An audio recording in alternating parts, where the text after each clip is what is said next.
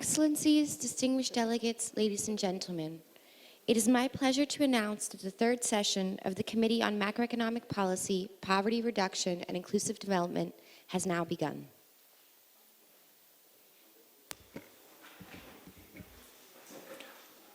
Distinguished delegates, excellencies, ladies and gentlemen, we shall now take up agenda item 6, countries with special needs, as referred to the document number E/ESCAP/CMP/3/3.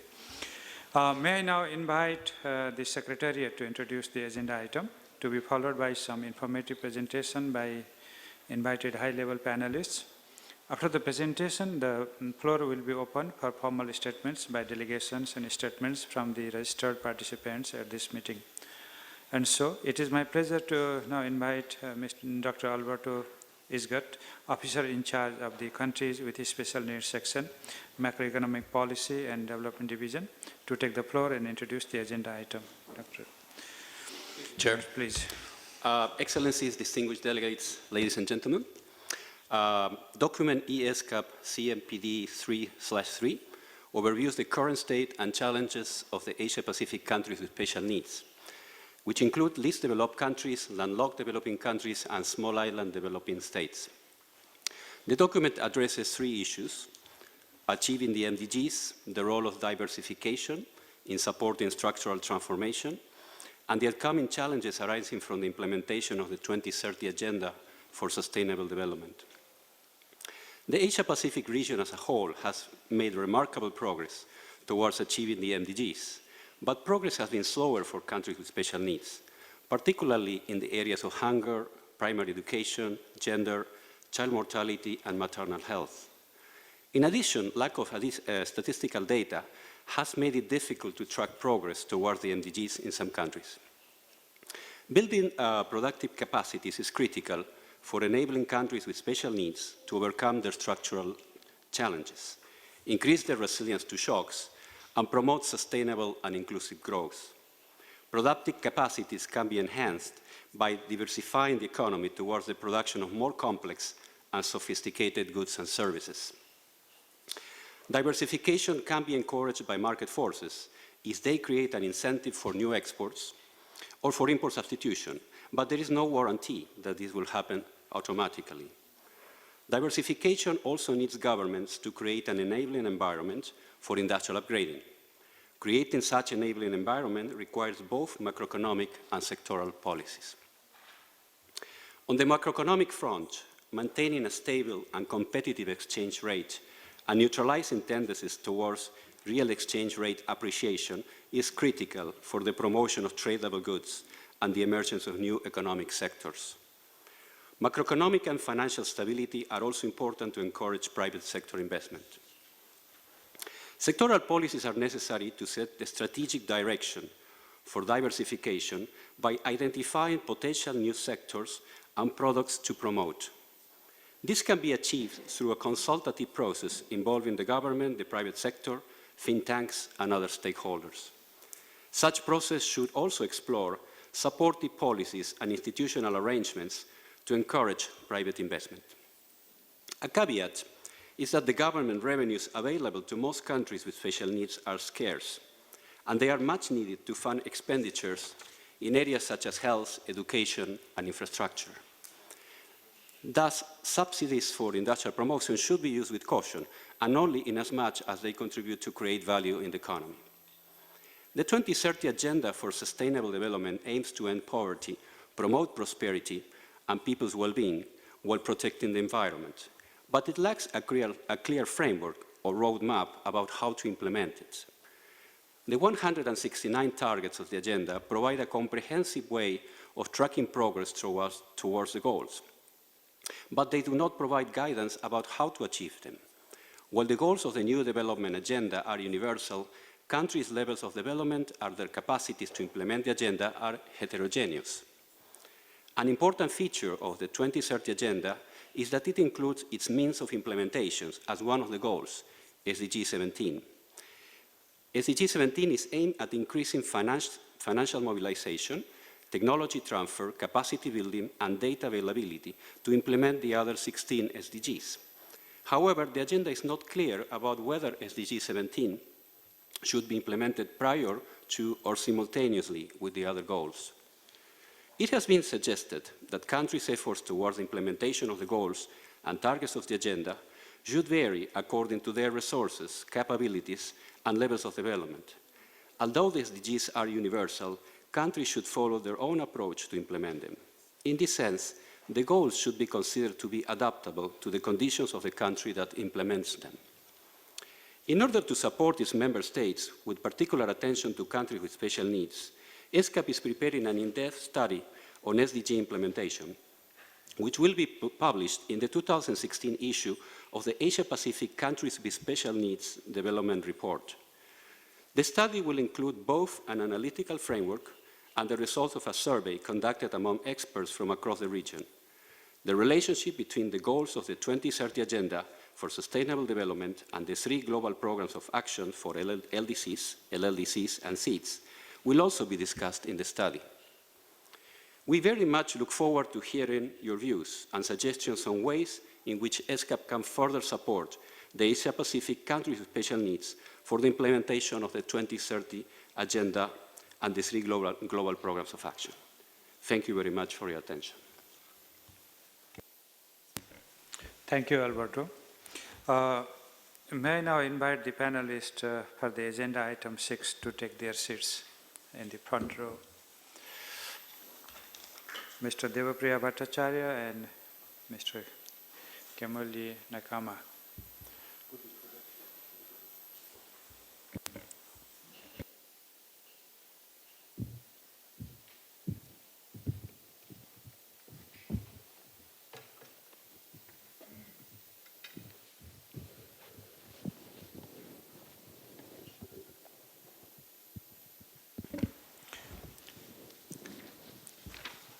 I would now like to invite Mr. Devapriya Bhattacharya, Distinguished Fellow at the Center for Policy Dialogue, Bangladesh, to make a presentation under Agenda Item 6.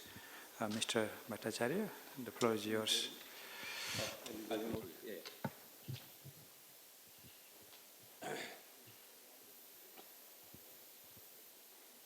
I'm fine. Over there. It's okay. If you may introduce you. Sorry, if I may, I would like to introduce the 2 speakers. Dr. Devapriya Bhattacharya is a macroeconomist and public policy analyst. Currently, he is the Distinguished Fellow at the Center of Policy Dialogue in Dhaka, where he has been his first executive director. He is a former ambassador and permanent representative of Bangladesh to the World Trade Organization and the UN offices of Geneva and Vienna. He had been the special advisor on LDCs to the Secretary General of UNCTAD. He was the chair of UNCTAD governing body and coordinator of the LDC group in the UN system in Geneva.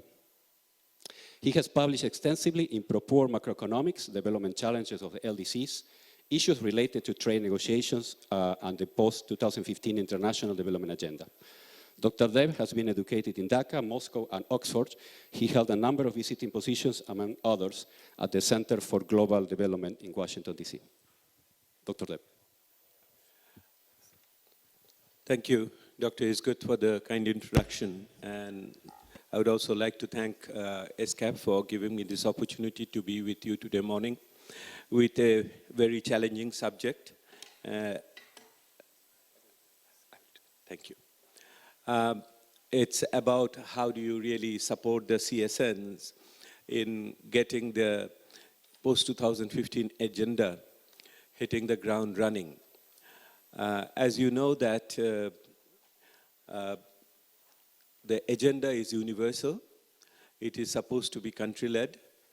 Although the initial draft used the word country-owned, and then it was changed to country-led. I leave it to you to interpret the political essence of that change. And the issue is now moving from agenda to the means of implementation, and now on the implementation itself. So today I will try to elaborate 5 challenges. I cluster them under 5 heads because I have been given 10 to 15 minutes. So I won't have more than 2 minutes for dealing with each challenges. That will be a challenging one, definitely. What I will do is that I will set out some of the contextual issues and then go through the 5 challenges I would like to present to you today morning, and then a couple of conclusions. As you know, we have by now, we have all memorized it, the 17 goals and 169 targets. And there are definitely very specific targets related to the CSNs. It covers wide-ranging issues, starting from the trade, investment, intellectual property right, capacity building in general and in specific to data collection. So it is in some way interesting that within the universal framework, the concept of common but differential treatment has been somehow integrated. It is now to be seen how the global systemic governance really deals with them in the coming days. Let me move on and say that what are the 5 challenges I wanted to talk to you about today. The 5 challenges indeed contains more than 5 in each of them. The first one is, of course, the integration. Integration or adaptation or domestication or alignment, or I recently heard localization, whatever word you prefer. But whatever word concept you choose will have definite operational implication is the first one. The second one is that what kind of institutional issues this new challenge, the new agenda will give rise to in the country context. The third, of course, is the issue of resources, the finance and the non-finance. Issue of partnership is an important one. How do we do multi-stakeholder implementation mechanism? And last but not the least, the data concern, the information and others. Let's go to the issue of the alignment issue or the challenge of integration or localization. I'm not showing any preference for a certain word, but you see the memo for the meeting has mentioned adaptability. So that is also another issue which you can like to discuss. Regarding the alignment, the major first challenge would be that many of the countries are already in the process of their implementing one or the other type of 5-year plan or perspective plan, if not sectoral programs. So how do you really, in the midstream, put in something which is coming externally or which has been agreed upon also nationally? So while doing so, a number of major challenges will be there. First, we know that these 169 targets are not mandatory for all countries in the world. So the countries can make a choice from this 169, including the indicators which are being finalized by next year, which will be finalized by next year, and also add on from the country perspective something. So the issue is what guiding principles will be there to make that choice. One choice, of course, is the prioritization. The other choice is sequencing, that you may like to emphasize something upfront, something later. And of course, for doing those kind of things, where do you start? Let me suggest a couple of principles which one may follow. I'm not putting them in order of preference. The first one is the unfinished agenda business of MDGs. We will have to try to address the unfinished agenda of the MDGs in one way or another. So the integration process should build on the agenda and the MDG success, as well as take into cognizance the unfinished agenda in some way. The second point is that literature is showing there is a propensity to go for the low-hanging fruits.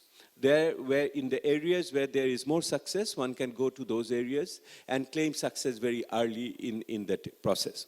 But that is whether that is advisable or not, that is we will have to see in the country context. The other option which we also see is that to do cherry picking, that you find out some of the good ones which are more visible ones, which are politically more saleable ones, so one will do all those kind of things. So what I'm trying to say that in the issue of integration is not quite an easy one. It will also demand a bit of a political negotiation within the country context as we move on, because there will be also important stakeholders who would like to see one or the other priorities upfront. Let me go to the institutional mechanism. The institutional mechanism will be an equally challenging one. Why? Because when we were implementing the MDGs, we knew that it was important to focus on health education based on the human development paradigm. MDG was built on human development paradigm. So health, education, social welfare, safety net, these were the name of the game. But now you look at 17 goals and you will see each of them are very important, and we have it is supposed to break the silo approach and be together in a much more integrated fashion. So who exactly can do in each of our countries those kind of high-level, coordination? So coordination will be a critical issue to ensure the synergy of different goals, breaking the silo approach. Now, most of the countries, what is happening from our current experience, we are saying, it is the Prime Minister's office or the President's office which are taking the lead in order to create a supra-interministerial coordination body. Although the Ministry of Planning, Ministry of Finance, they are playing the critical role, quite often providing support. Those countries who have vice presidents, many of the countries in Africa, they are putting the vice presidents on the lead role. Interestingly, many countries have appointed the First Lady of the country as the champion of the SDGs in their country. So you see, it is coming both institutionally and politically in those cases. So interministerial coordination is a major issue, and over here, the leadership will be a critical one. Coordination and leadership are the two important areas, but what we understand, new institutional approach has to be taken in order to implement SDGs in our respective country. But obviously, the threat of duplication and turf war within the government system is quite inevitable in this case. Financial resources and non-financial resources. On the financial resources, by now you know that the global estimates showing that we would need anything between $5.5 to $7.5 trillion up to 2030, almost annually going up incrementally. And we do not have more than two-thirds of it, if not half of it. So there is a gap of 3.2% of the global GDP in that respect. So on the finances, it has become quite obvious, and from our experience, that the domestic resources will play a critical role. In fact, our studies show that in implementing MDGs, it is the domestic taxes at the end of the day, not the foreigners' money, which have really played the role in delivering public services. What we are seeing that what is necessary now is what is being said, that doubling, the triple doubling in some ways. So one will have to double the total revenue, one will have to double the domestic resources, one will have to double the public expenditure. So this triple doubling will be important for implementation of SDGs in terms of financial resources. So how do you really generate that resources, and knowing fully well that the ODA will be not coming, the world is faltering, there is a faltering recovery, protracted one globally. Even the engines of the South, the China and India are slowing down off and on, and we are seeing new challenges with the refugee crisis, that diversion of funds is becoming inevitable. So there are the new risks which are there on pandemics and others. All these things create a major challenge on finance. So finance delivery will be a critical issue. The FFD of ADIS really did not generate as much optimism as one would like to see, and this is important. What we want to mention here is that apart from the financial resources, whether it is domestic resource, national banks putting in for industrialization, FDI, capital market, foreign aid, what will become very important, as we see, is the so-called blended finance. If the scarce ODA has to be blended to leverage generating more money from the private sector one way or another. This is going beyond the traditional idea of private-public partnership. So that is an important point I would wanted to highlight. Coming to the non-financial resources, I really regret that this issue did not get adequate attention during shaping of the agenda. I call this the reform of the global economic governance system as the efficiency gains which we would like to have in the future. And when I talk about the systemic issues over here has direct impact on how do we generate and use our own financial resources. Take, for example, domestic resource mobilization. We know by now for every $2 coming into Africa, $1 is going out. Even if you take my country, I come from Bangladesh, and there if you have $2.2 billion and annually as a flow from for ODA, $1.4 billion, and in total to more than $2 or $3 billion with other sources in that way, $1.8 billion goes out at illicit financial flow. So illicit financial flow is a critical issue. As an example, I'm giving it to you. The conclusion of the Doha round, development round, the Nairobi meeting is coming, and it doesn't portend very well at this moment. The road is very rough to Nairobi. And in conclusion, so the delivery on the Doha development round is also creating, lost opportunities for us. The global markets of commodities, the prices going down in commodities, there are winners and there are losers among the CSN. Not everybody is a winner over there.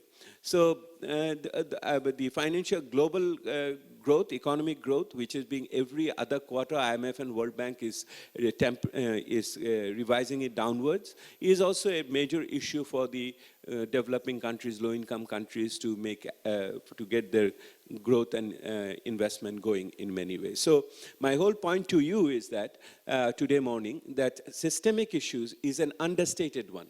And one will have, when we built in and align or adapt the global issues in our country context, so one will have to really take into account what are the gains we want to achieve from the systemic concern.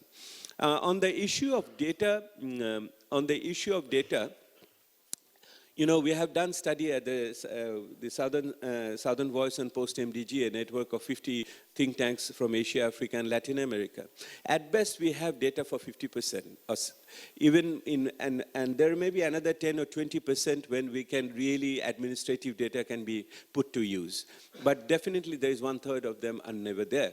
So whenever we want to align or want to put into action the SDGs in the country context, it is very important to get the financing for the data also sorted out. So one would like to create a trust fund for each of the countries to generate data which will be necessary to benchmark the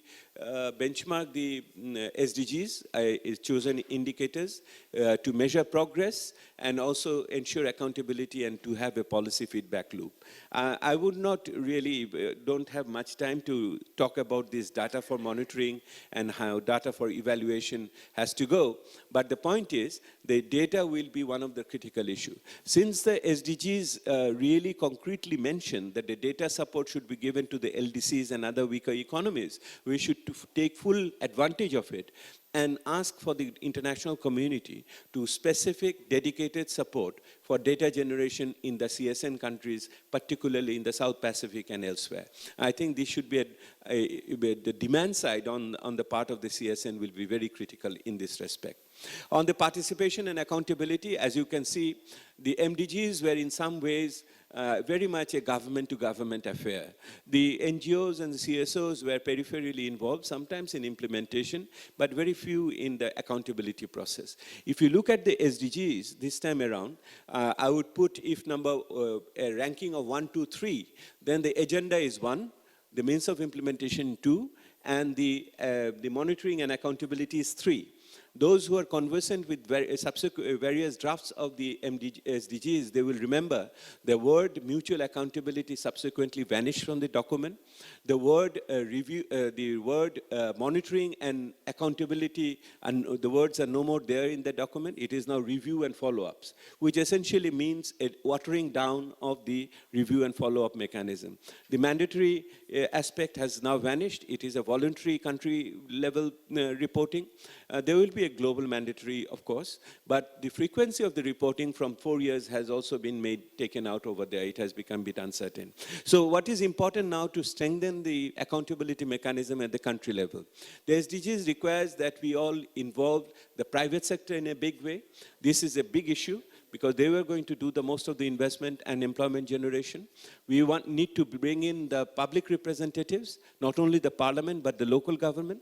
We would need to bring in the CSOs and the NGOs, not only for implementation, but also to giving voice to the marginalized people, because the concern is nobody should be left behind, and somebody has to give voice to those who are being left behind.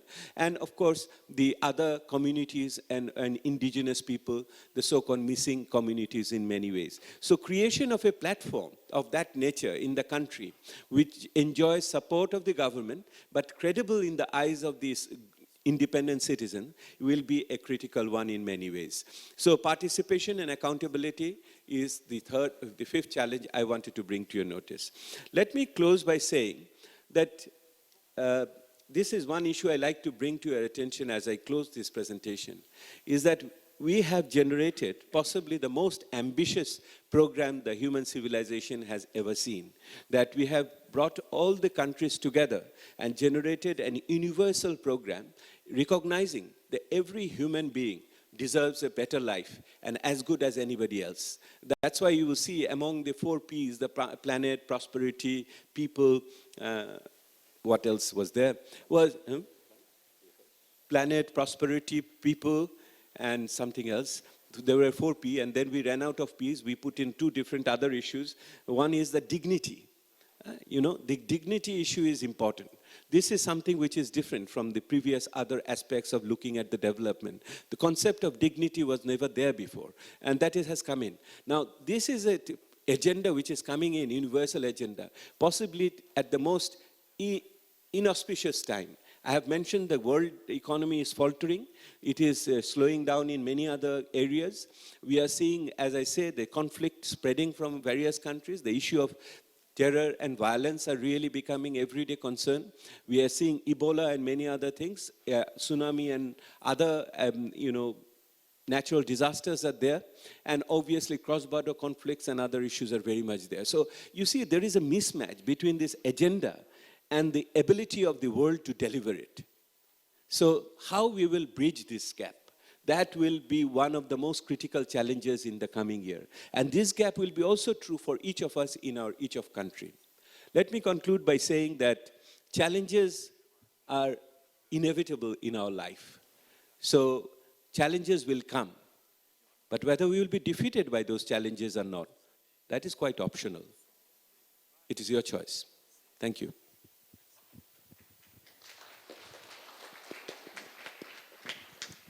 Dr. Deb, thank you for a very interesting presentation, very substantive, but also delivered with a lot of energy. I think that all of us are very awake now and are ready for the next presentation. I would like to introduce Mr. Kemueli Naikama.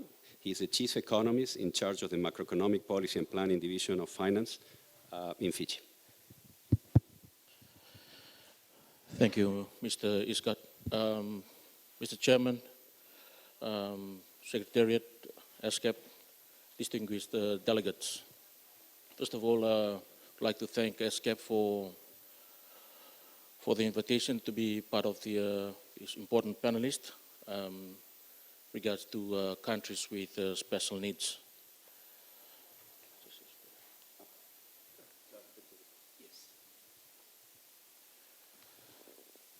On the outset, a fellow panelist that mentioned about low-hanging fruits and cherry picking.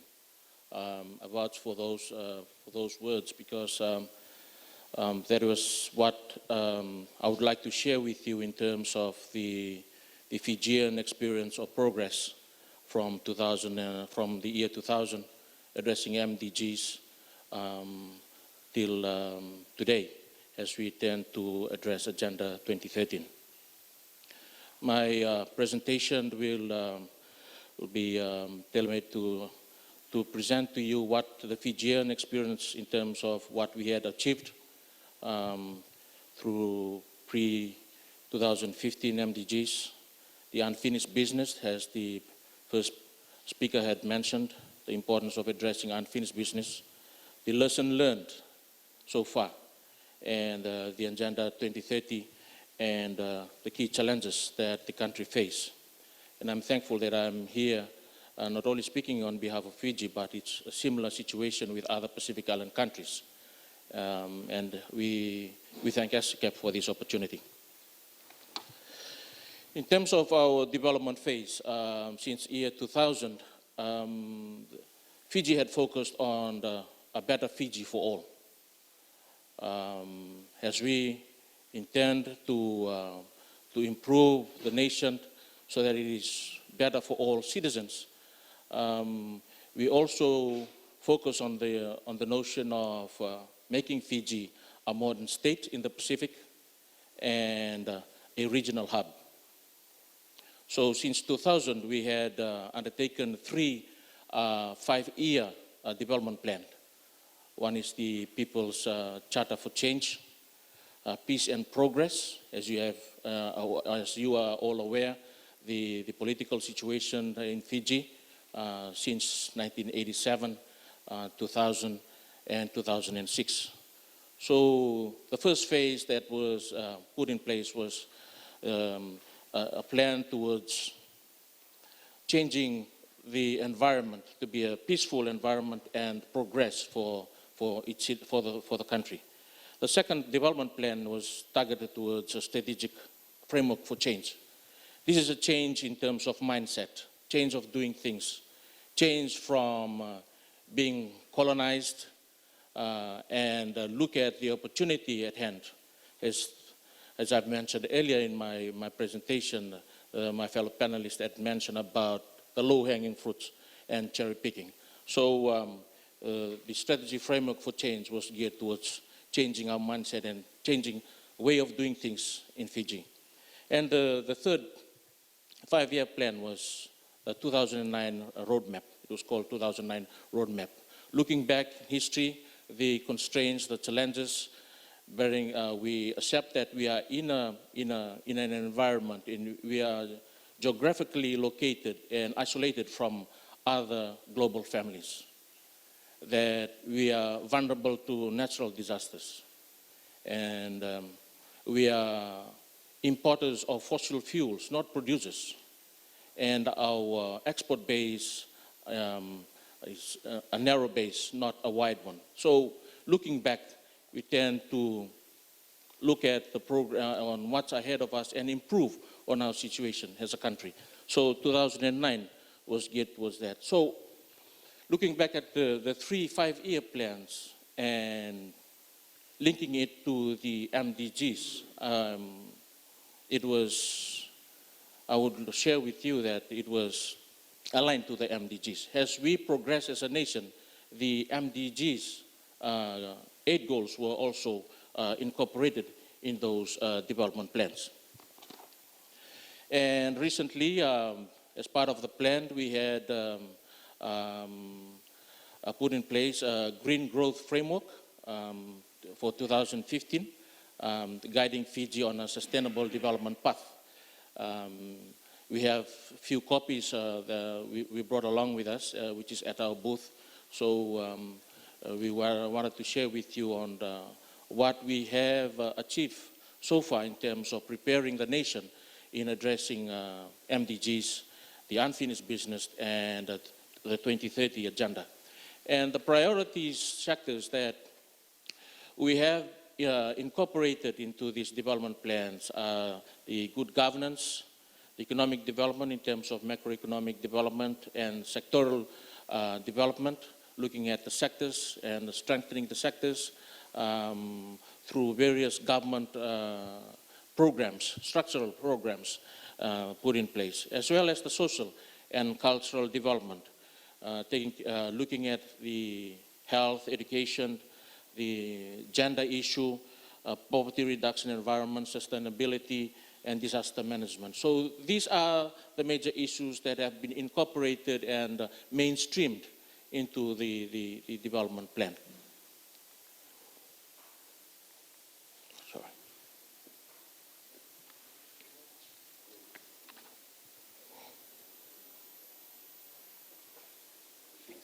Yeah, it's okay. Thanks. So in looking at our progress on the Millennium Development Goal, we had submitted 2 national reports on the MDGs. One is way back in 2004. The second one in 2009, where it has highlighted that we have achieved 4 out of 8 MDGs.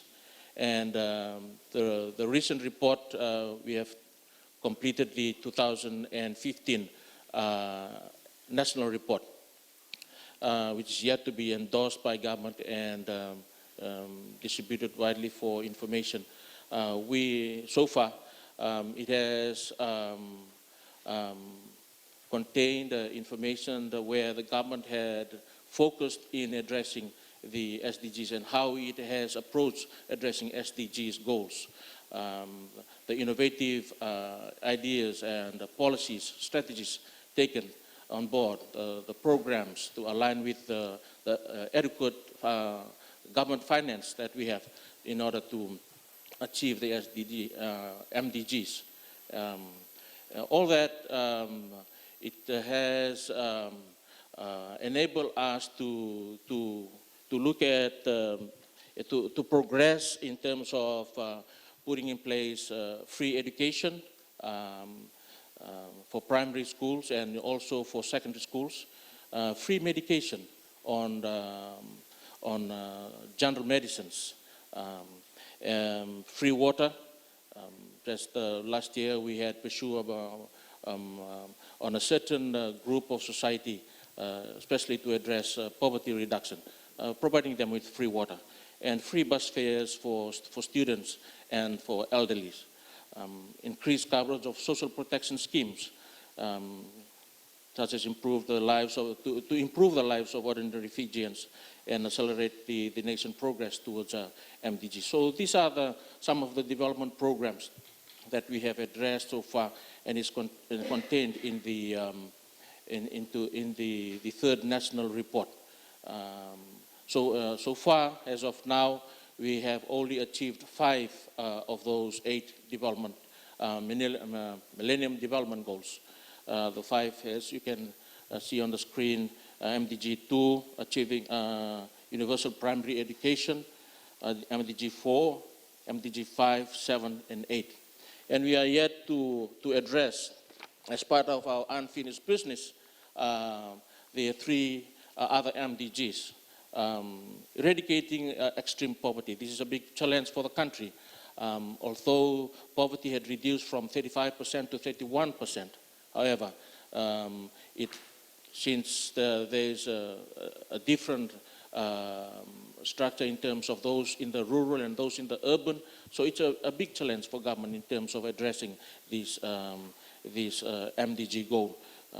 MDG 3, further promote gender equality and empower women and girls. This is partly achieved for the reason that we have increased girls' enrollment in terms of our education system. We have also increased the women's involvement in terms of decision-making being represented in the parliament. There are other challenges in terms of the workforce, putting in place, empowering women to be part of the Fiji's labor force. And MDG 6, combating HIV, AIDS, and other diseases. The number of HIV cases are low in Fiji, but for other diseases, that remains a challenge, which is a big challenge for us for the reason that we cannot achieve these MDGs because of other diseases like non-communicable diseases, which address about 80% of Fiji's death. 80% is non-communicable disease. So it takes time for the country to address these 3 MDGs. However, we'll continue our efforts towards addressing these MDGs. It is an effort by government through its structural programs to look at areas which we will strengthen our health sector, our education sector, as well as looking at the curriculum in education to empower women and be part of the workforce. The lessons learned through the MDGs, we have the integrated of MDGs into national planning and budget process that's still ongoing. As I've mentioned earlier, it's something that we have to change. When there's a change in government, they come with their own political agenda. So it's always a big challenge for us planners in trying to align ourselves in what is best for the country against political agendas. Economic growth has underpinned the achievement of MDG targets. We try as much as possible to link the two together and see how things can be improved as we try to progress towards economic growth. Thank you. Government programs and development assistance has played an important role in complementing investment and providing technical assistance for capacity building. The approaches that we have undertaken, the focus, the government had recently undertaken its focus in terms of looking at the unfinished business and the way forward for us in terms of addressing 2013 agenda. At the moment, the 2030 agenda is the structure of it is from the 17 goals and 169 targets. We have more than 300 indicators for the sole reason that we have to look at real indicators and partial indicators and proxies so that we can measure ourselves in terms of achieving the 2030 agendas.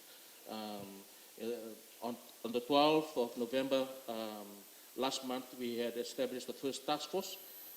We are thankful to ESCAP Fiji office as well as the local statistical office in assisting the planning office to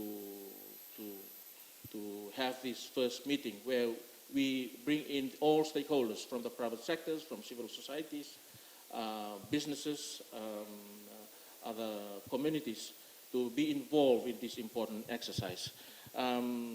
Looking at the 2030 agenda, this is it's parts and parcels of Fiji's progress ahead. Well, at the moment, currently at the planning office, we are preparing a 20-year development plan for 2035. So the 2030 agenda is inside this 2035 development plan. And we are undertaking two development plans. One is the 20-year development plan, looking at Fiji, what is Fiji to be like in the 20 years' time, and the 5-year development plan on where are we today and progressing forward, what we wanted to do on a 5-year basis. The monitoring and reporting of addressing the 2030 agenda, the Strategic Development Planning Office has been allocated the task, has been enforced with this role to do the monitoring of the 2030 agenda. And the key challenges, as my conclusion, I wanted to share with you, country with special needs. One is financing. As we intend to focus, as the Fijian government intend to focus on addressing socio-economic development, with what we have, we can only achieve a few in terms of addressing the agenda for the country. Adequate financing assistance is one area that we rely on in terms of integration, international cooperation, and ODAs, assisting us in terms of capacity, in terms of expertise, and assisting us in terms of monitoring, implementing, and evaluating ourselves in terms of achieving 2030 agenda. The second challenge, developing statistics and monitoring evaluation capacity. As I've mentioned, as an island economy, as a Pacific Island country, we lack expertise. So we are thankful to ESCAP Fiji office for providing those assistance, as well as to assist the National Statistics Office to enable us to address this monitoring mechanism. Developing ownership amongst all stakeholders that I've mentioned earlier. The first committee meeting was on 12 November. And we have involved, we try and involve as much as possible so that, as my fellow panelists had mentioned, no one is left behind. So we're trying to address all and providing public awareness, involve everyone, because not only the 2030 agenda, but also the 2035 agenda for the country is geared towards a better Fiji for all. Thank you very much. Thank you. Thank you very much, Mr. Nekama. Please send a round of applause to the two speakers. This concludes the panel presentation. Thank you for your attention. Thank you, Alberto, and also thanks the panelists. Before I open the floor for statements from delegations, I would like the panelists to proceed to your respective seats.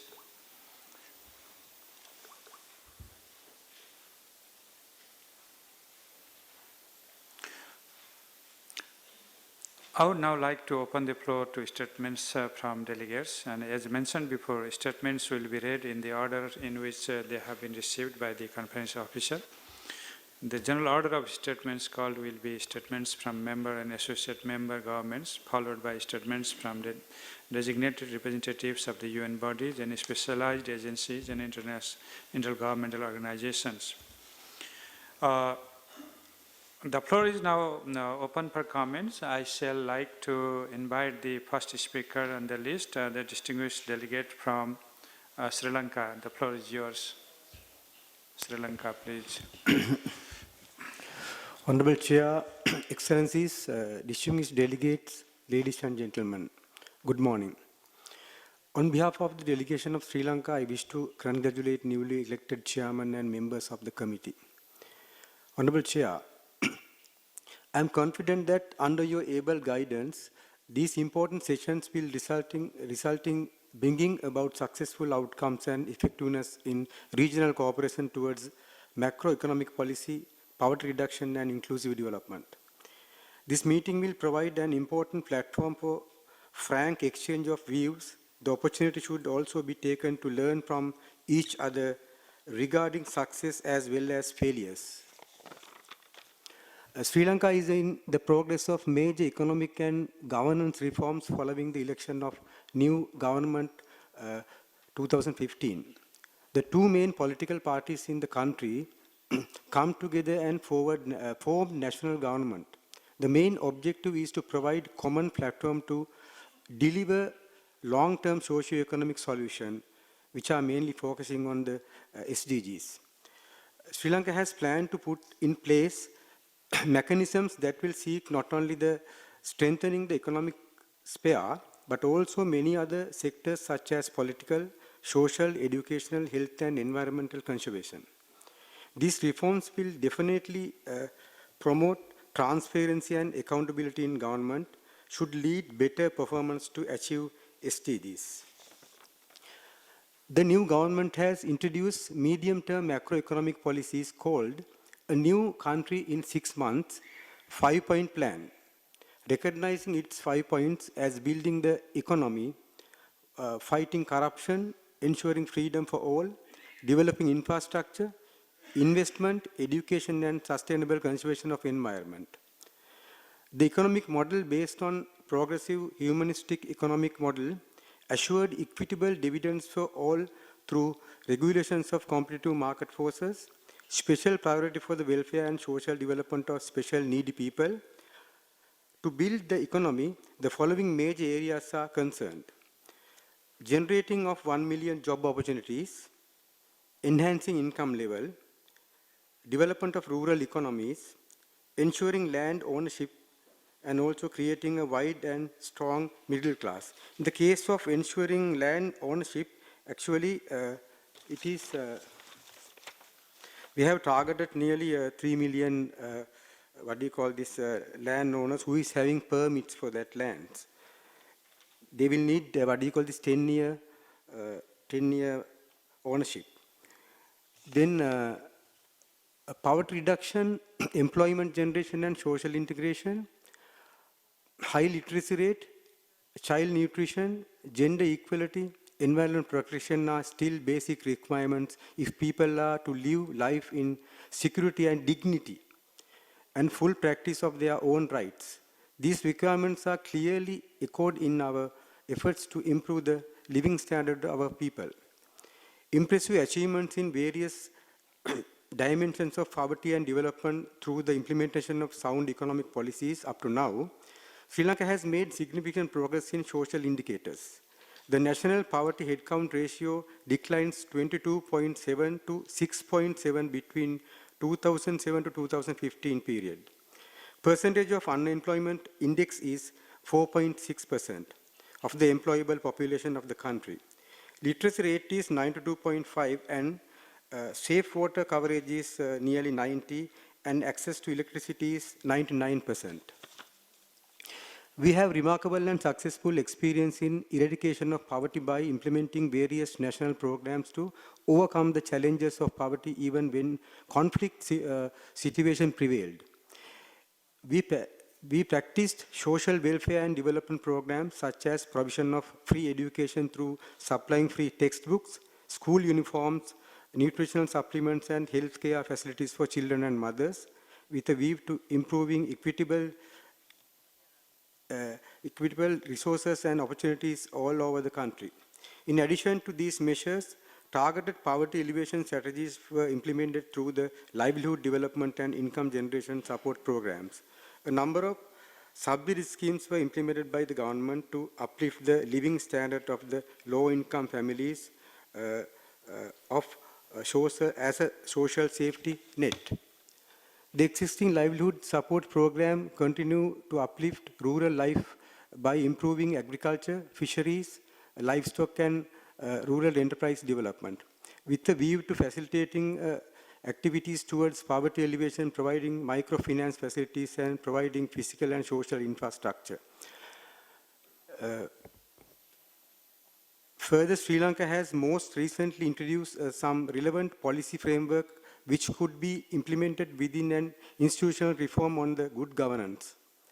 Four special task forces were established under the direct supervision of the President with regards of national programs for food production, environment conservation, anti-narcotic campaign and eradication of chronic kidney diseases.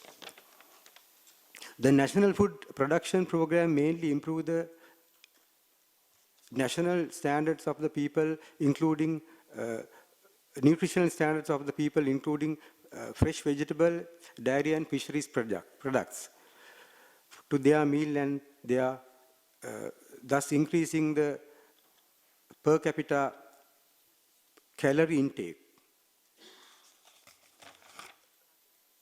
In conclusion, I wish to inform that Sri Lanka will be able to take prompt action to achieve the SDGs. Thank you.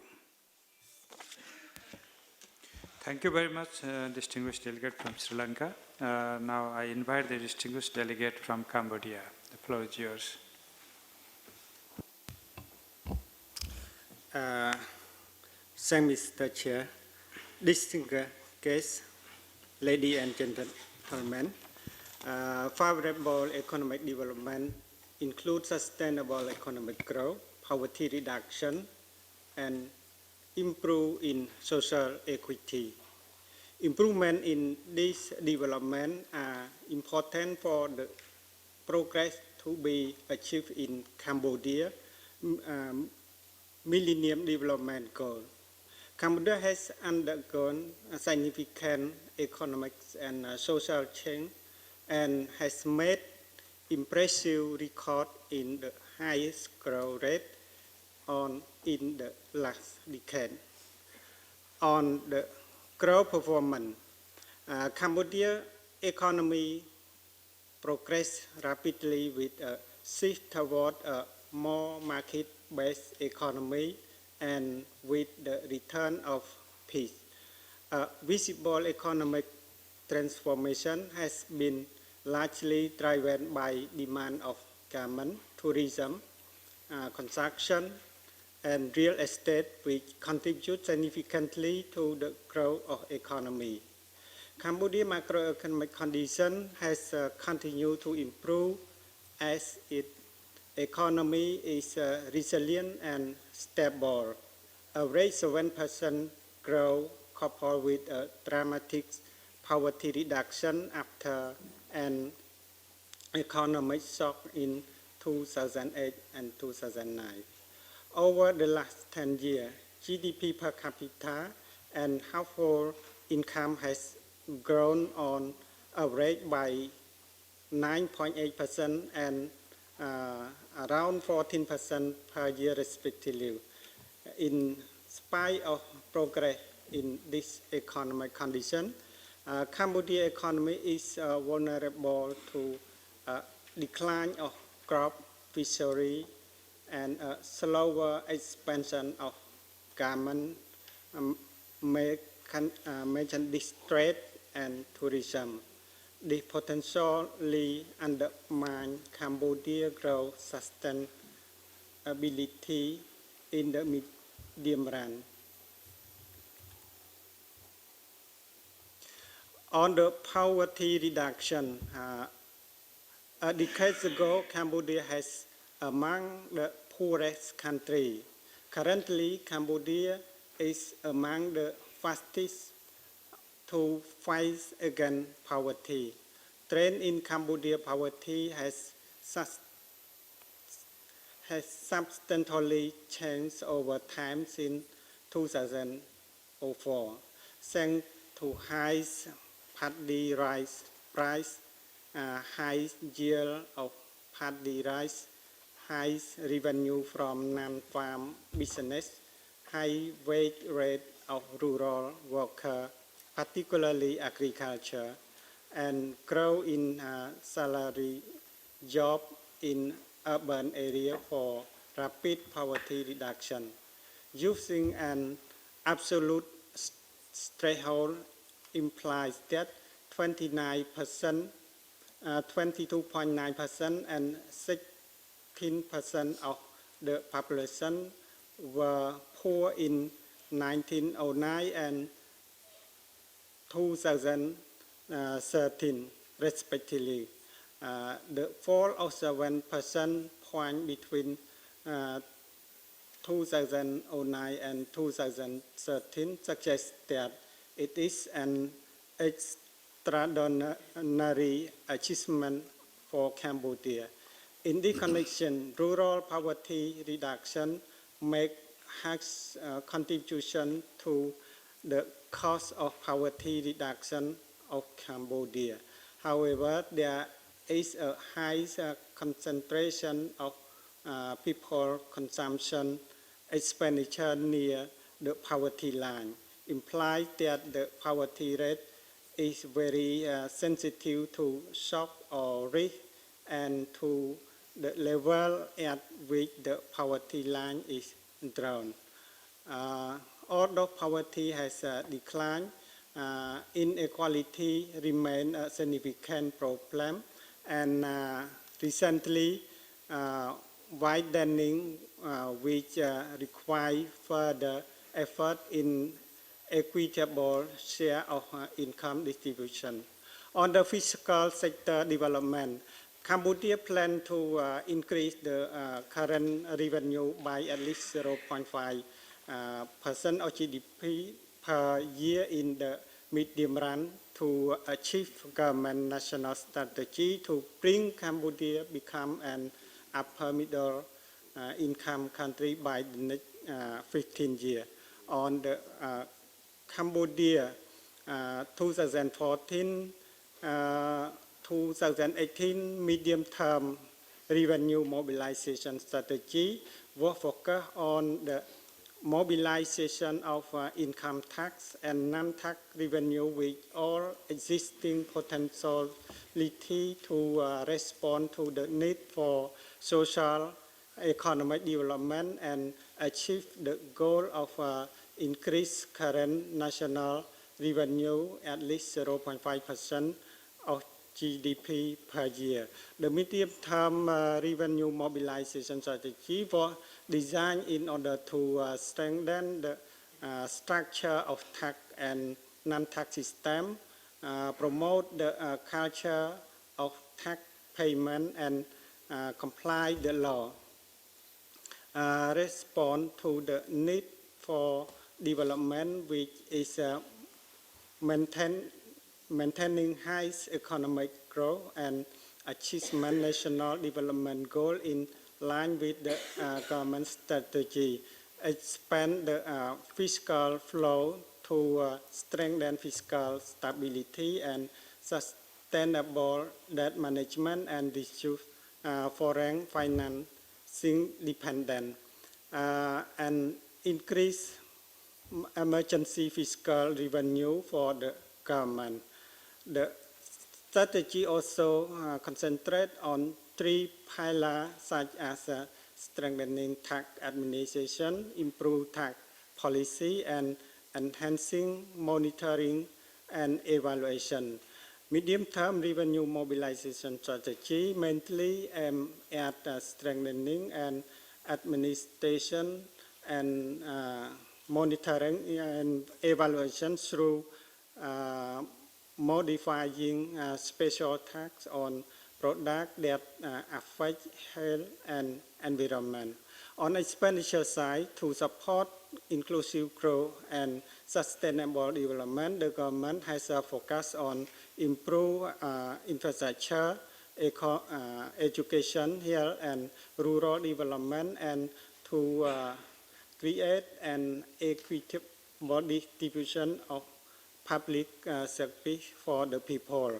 What the Cambodia need to achieve inclusive growth and poverty reduction, Cambodia need to take more attention on climate change to prevent the development of agriculture sector, need to more trade liberalization to expand growth base, and security stability on the region and the world is very important for strengthening tourism sector in Cambodia. On the other hand, strengthening the quality and availability of statistics are also important for setting, monitoring, and evaluation of the next development goal. Moreover, although domestic revenue has significantly increased, but Cambodia still faces high overall budget deficit, around 6% of GDP, that it needs support from bilateral and multilateral partners. Thank you, Mr. Chair. Thank you very much, the distinguished delegate from Cambodia. I now invite the distinguished delegate from Bhutan. The floor is yours. Thank you, Mr. Chair. Mr. Chairman, Excellencies, distinguished delegates, ladies and gentlemen.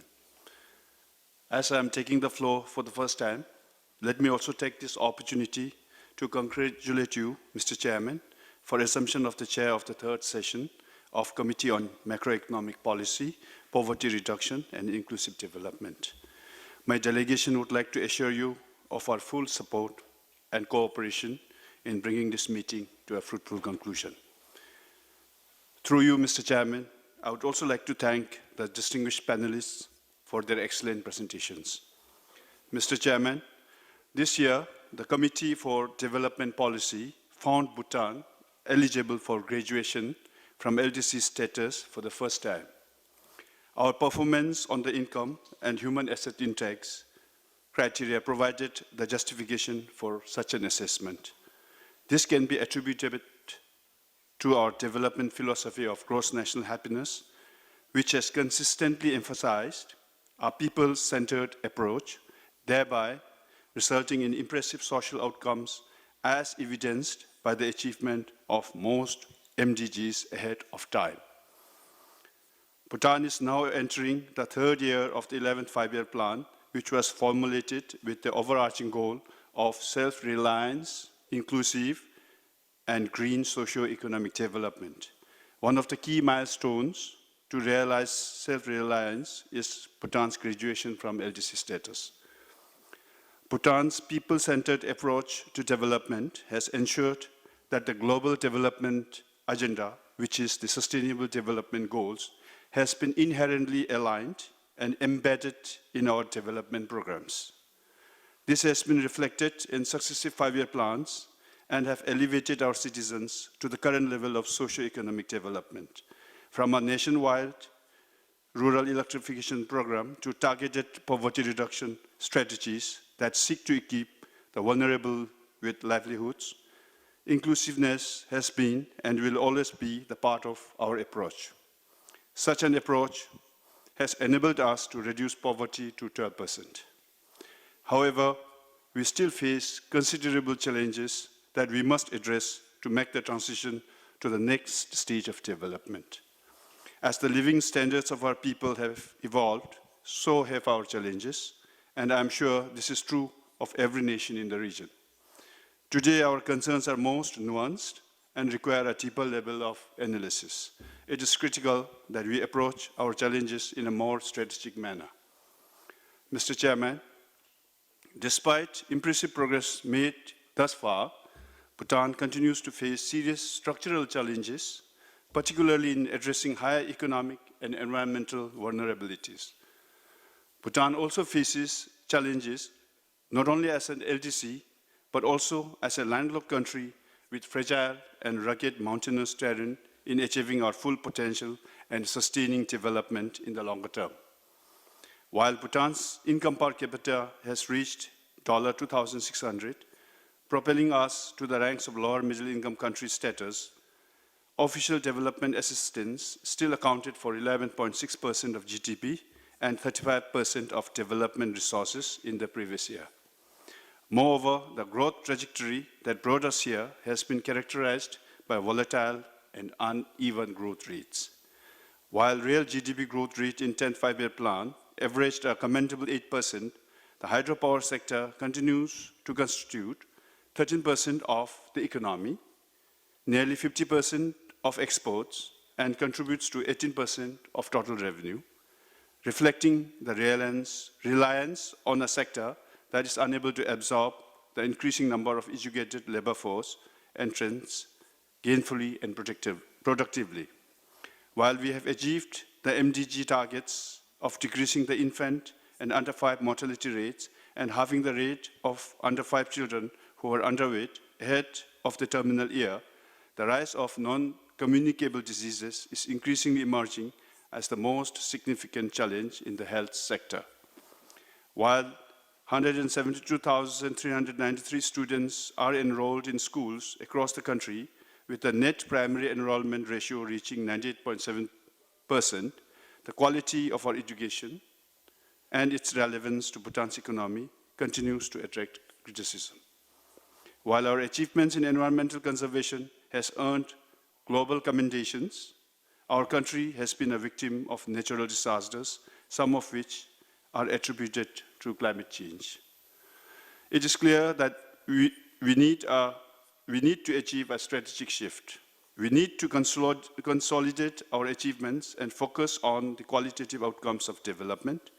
What is critical today is ensuring that we are able to create a resilient and diversified economy that provides gainful employment. Our efforts will have to transcend mere infrastructure proliferation and achieving enrollment rates. Our efforts will have to ensure that we are able to cope with vulnerabilities associated with climate change and economic vulnerability. Most importantly, our efforts will have to ensure that the gains we achieve are sustainable and inclusive. The post-2015 development goals are more comprehensive and nuanced, placing explicit emphasis on the quality outcomes. Moreover, given that the SDGs are global in nature and universally applicable to all countries while taking into account different national realities, capacities and levels of development, and respecting national policies and priorities, the partnership between the UN and its member states is also evolving and must continue to evolve. Thus far, we have focused on the social sectors which have resulted in impressive progress towards the MDGs. Now we must cooperate to address the more nuanced and technical issues such as designing of an enabling macroeconomic framework to pursue inclusive and sustainable development. As LDCs, LLDCs, and SEEDs face special challenges, we look forward to closer collaboration among ESCAP members in forging cooperation in addressing the challenges faced by these countries. We would also like to encourage the Secretariat to continue its good work in research and analysis and consensus-building initiatives, particularly on issues relating to countries with special needs and in addressing economic and environmental vulnerabilities. Lastly, Mr. Chairman, my delegation would like to express our appreciation to the Secretariat for excellent documentation and other logistical arrangements for the meeting, and also for facilitating my delegation's participation in the meeting. I thank you, Mr. Chairman. Thank you very much, the distinguished delegate from Bhutan, and also compliments to your accomplishments. I would now like to invite the distinguished delegate from Fiji. The floor is yours.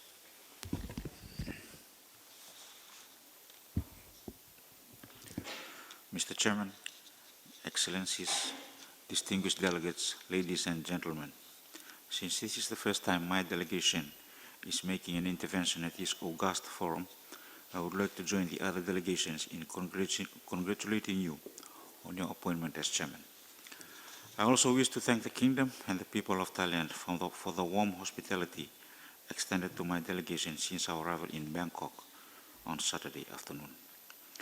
We acknowledge with appreciation the substantive work carried out in the drafting of documents discussed at the expert group meeting on Monday, and the discussions yesterday on two critical thematic agenda items which will define the state of regional architecture in our quest to achieve and consistently maintain inclusive growth moving forward. We also take note of the considerable efforts by ESCAP in bringing the Samoa pathway to the fore of discussion. This living document has a bearing on the future survival of seeds, particularly those of us from Pacific seeds. Coupled with that, we acknowledge the role and the hard work rendered by the ESCAP Pacific Office. To date, particularly the role it will play to complement our efforts in grappling with the mammoth task of tackling the ambitious 2030 agenda. In addition to what has been mentioned by our colleague in the panel discussion today, we remain steadfast in the effective implementation of the 2030 agenda, since it has positive development outcomes for our people back home. The back-to-back meetings are somewhat timely, since we are formulating our own homegrown development plan for 20 and 5 years respectively.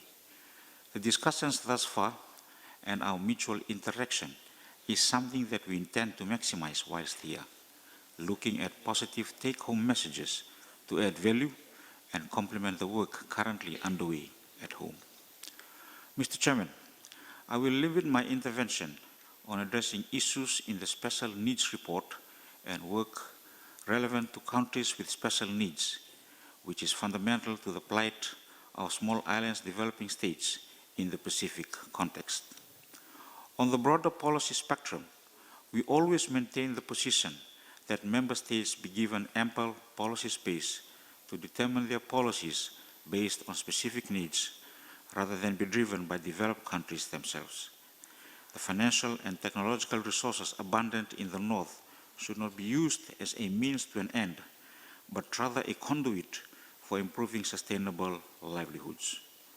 We are of the view that intervention and priority setting should be country-driven as opposed to development partners taking the lead role.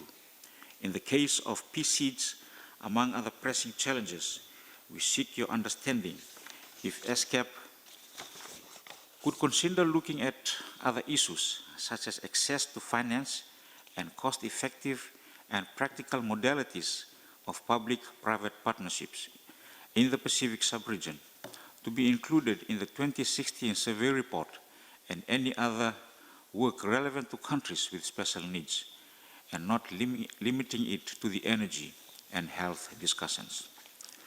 We take note of the literature discussion since Monday, focusing on the need to move forwards, stimulating domestic demand and not solely relying on export-led growth.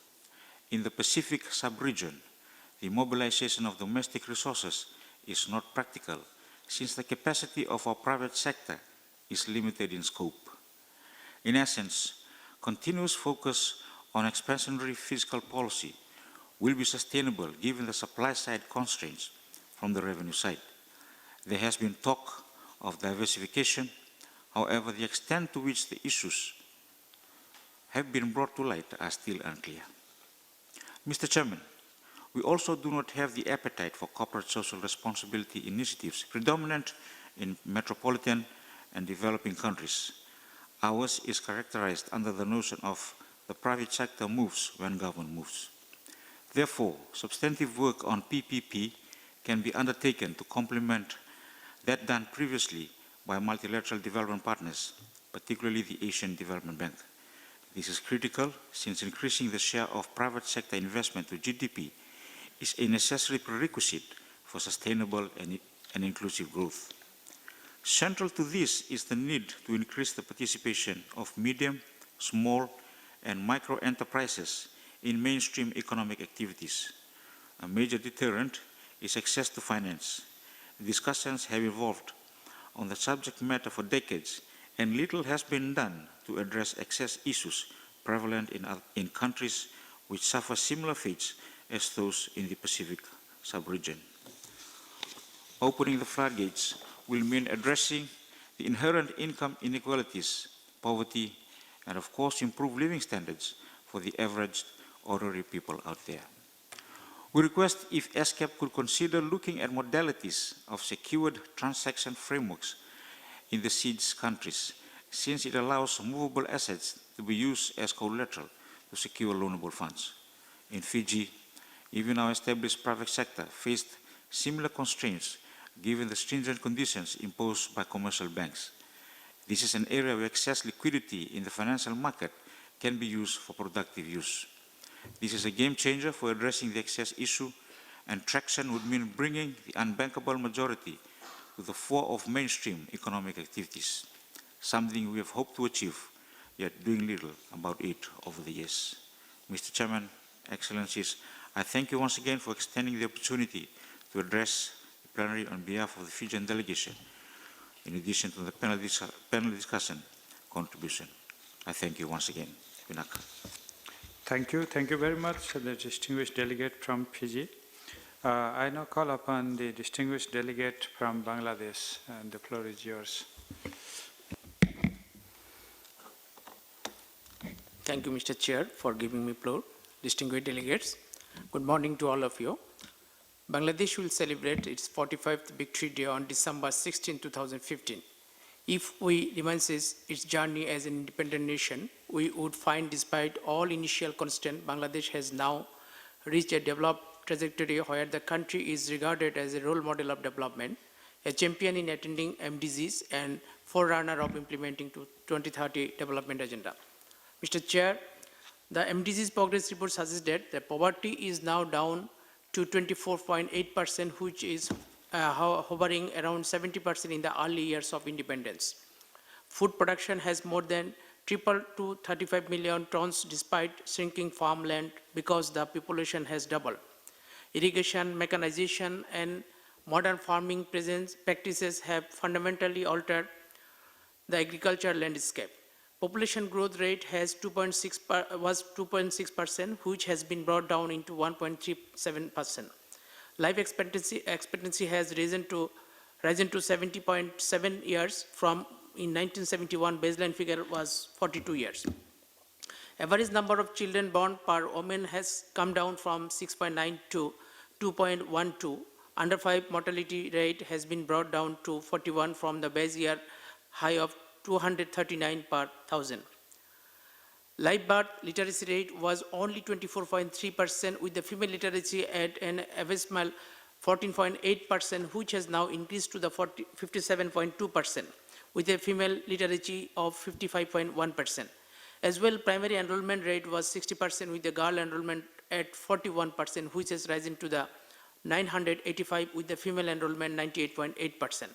The gender parity has been achieved not only at the primary level, but also at the secondary level. Women in particular, poor, rural women empowered by the microcredit, are transforming the base of the economic pyramid with millions of new stories of self-employment. Workforce in the ready-made garments sector, the country's biggest export earner, is overwhelming the female-dominated. The major strides have been made on the availability of safe water and improved sanitation for all. Mr. Chair, it took 38 years for Bangladesh to become a member of $100 billion GDP club, but becoming a member of 200 billion GDP club will take place in 2015 and 16. Bangladesh has doubled it within the. Moreover, earlier it took 20 years to double the per capita income, but now Bangladesh has doubled it within the 7 years. The broader economy has undergone deep structural transformation with manufacturing powerhouse, RMG turning into $25 billion plus export sector from a late 70s base of a few $1 million. Uniquely for a country facing the extremely vulnerable ecology, Bangladesh has established a credible record of sustainable growth within a stable macroeconomic framework. The growth rates have moved upwards from the low of 2 to 3% of the 1970s to 3 to 4.5% in the 1980s and 4 to 5% in the 1990s and to over 6% in the current decades. Structural transformation has been equally fundamental in other directions. The rural-urban divide has given way to rural-urban continuum. A visionary system of feeder roads has connected even the remotest villages to the national systems in the process of enabling all economic actors to participate in an integrated national economy instead of only isolated local economics. A country that had the image of being at the mercy of disaster is nowadays regarded as a disaster management role model on the global stage. Owing to the exemplary resilience of its hard-working populations, the country continues to make the significant strides, and in 2015, Bangladesh has elevated according to the World Bank classification from a low-income country to lower-middle-income country. Mr. Chair, the solid implementation of the 6th five-year plan, Bangladesh has made outstanding progress in MDGs achievement. Most MDGs targets have been achieved. In recognition of this, the international organization have bestowed awards to the Honorable Prime Minister of Bangladesh, effort from the strong political commitment to reducing the poverty backed by the strong implementation and human capacity. Other contributing factors for success of achieving MDGs include well-tuning MDGs into the development strategies and plans, sound macroeconomic policies, open trade with the tapping of global market and recognition and active management of the complementary rules of market, and state and long-term institutional reform aimed at making the public sector accountable to citizens and the devolution of responsibility and accountability to local levels and determined social policy and innovation. Mr. Chair, the 7th five-year plan, the first development instrument and flagship document for Bangladesh to address the global sustainable development goals. While formulating the plan documents, the proposed goal by the Open Working Group were taken into the consideration so that the goals of the SDGs can be illustrated in the national plan and budgetary allocations. It is quite comforting to note that the Bangladesh proposal to UN coverage with the global development agenda, the issues of SDGs like poverty, inequality, gender, food security and nutrition, healthy lives, quality education, productive employment, good governance, environmental sustainability, global partnership, water and sanitation, sustainable energy, climate change, resilient infrastructure, conversion of natural resources are addressed adequately in the 7th five-year plan of Bangladesh. Mr. Chair, if there is no SDGs, we all are trying to achieve these goals and targets because all these are very much related with the human civilizations. To live with respect, all human beings should try to achieve this. We know a lot of challenges are there, but we have to own against all challenges, otherwise human civilization will not sustain. Thank you, Chair, for hearing me. Thank you very much, distinguished delegate from Bangladesh. Now I invite the distinguished delegate from Kazakhstan. The floor is yours. Well, dear ladies and gentlemen, dear Chairperson, thank you very much for extending me the opportunity to speak up on behalf of the delegation of the Republic of Kazakhstan. I would like to continue in Russian, so allow me, please.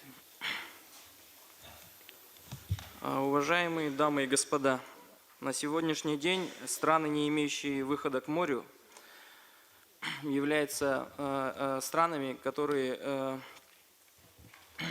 которым необходима специальная помощь В этой связи хочется отметить, что страны, не имеющие к выходу к морю, характеризуются отдаленностью от мировых рынков, тем самым возникают перед ними неблагоприятные условия и факторы, такие как повышенные расходы на транспортные услуги, страховые услуги и дополнительные сложные таможенные процедуры, а также зависимость от сотрудничества с транзитными странами в обеспечении наиболее прямых и эффективных экономической точки зрения путей. Необходимо отметить, что выход к морю и торговым путям является важным элементом в экономической деятельности страны, в особенности для развивающихся стран, так как они играют важную роль в мировой торговле. Казахстан, как страна, обладающая большими природными ресурсами, входящая в группу развивающихся стран, но не имеющих выхода к морю, также сталкивается с обозначенными выше проблемами. И особенно заинтересован в нахождении концептуальных подходов в решении проблем, связанных с беспрепятственным выходом на внешние рынки и активным участием в международной торговой системе. Дамы и господа, для полнейшей реализации целей устойчивого развития мы считаем необходимым под эгидой ООН и стран-партнеров объединить наши усилия по следующим направлениям. Первое. В проведении высококачественных научных исследовательских работ. Второе.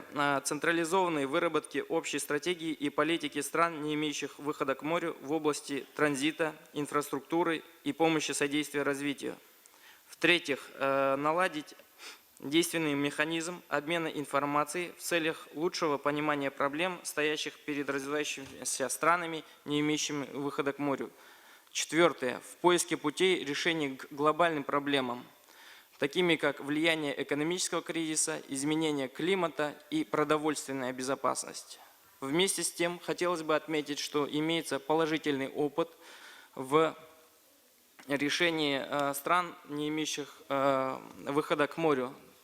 Таким решением является сопряжение экономического шелкового пути инициативы, китайской инициативы с инфраструктурным проектом Казахстана «Нурлы жол», что в переводе означает «светлый путь». Другим положительным моментом является решение ряда транзитных проблем в рамках Евразийского экономического союза. Но вместе с тем хотелось бы отметить, что необходимо централизованный и согласованный подход в решении этих проблем на глобальном масштабе.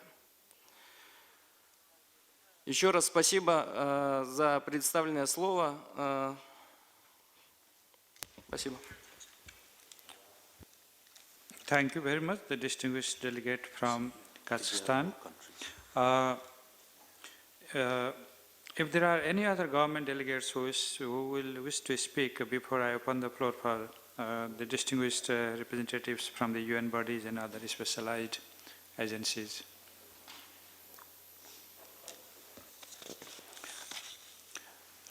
I see none. So the floor is now open to the designated representatives of the UN bodies and specialized agencies and intergovernmental organizations.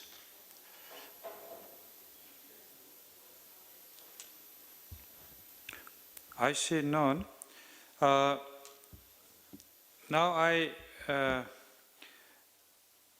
The floor is now open to the designated representatives of the civil society organizations and other entities. And in this regard, may I invite the delegate from Third World Network and Asia Pacific, RCEM. The floor is yours.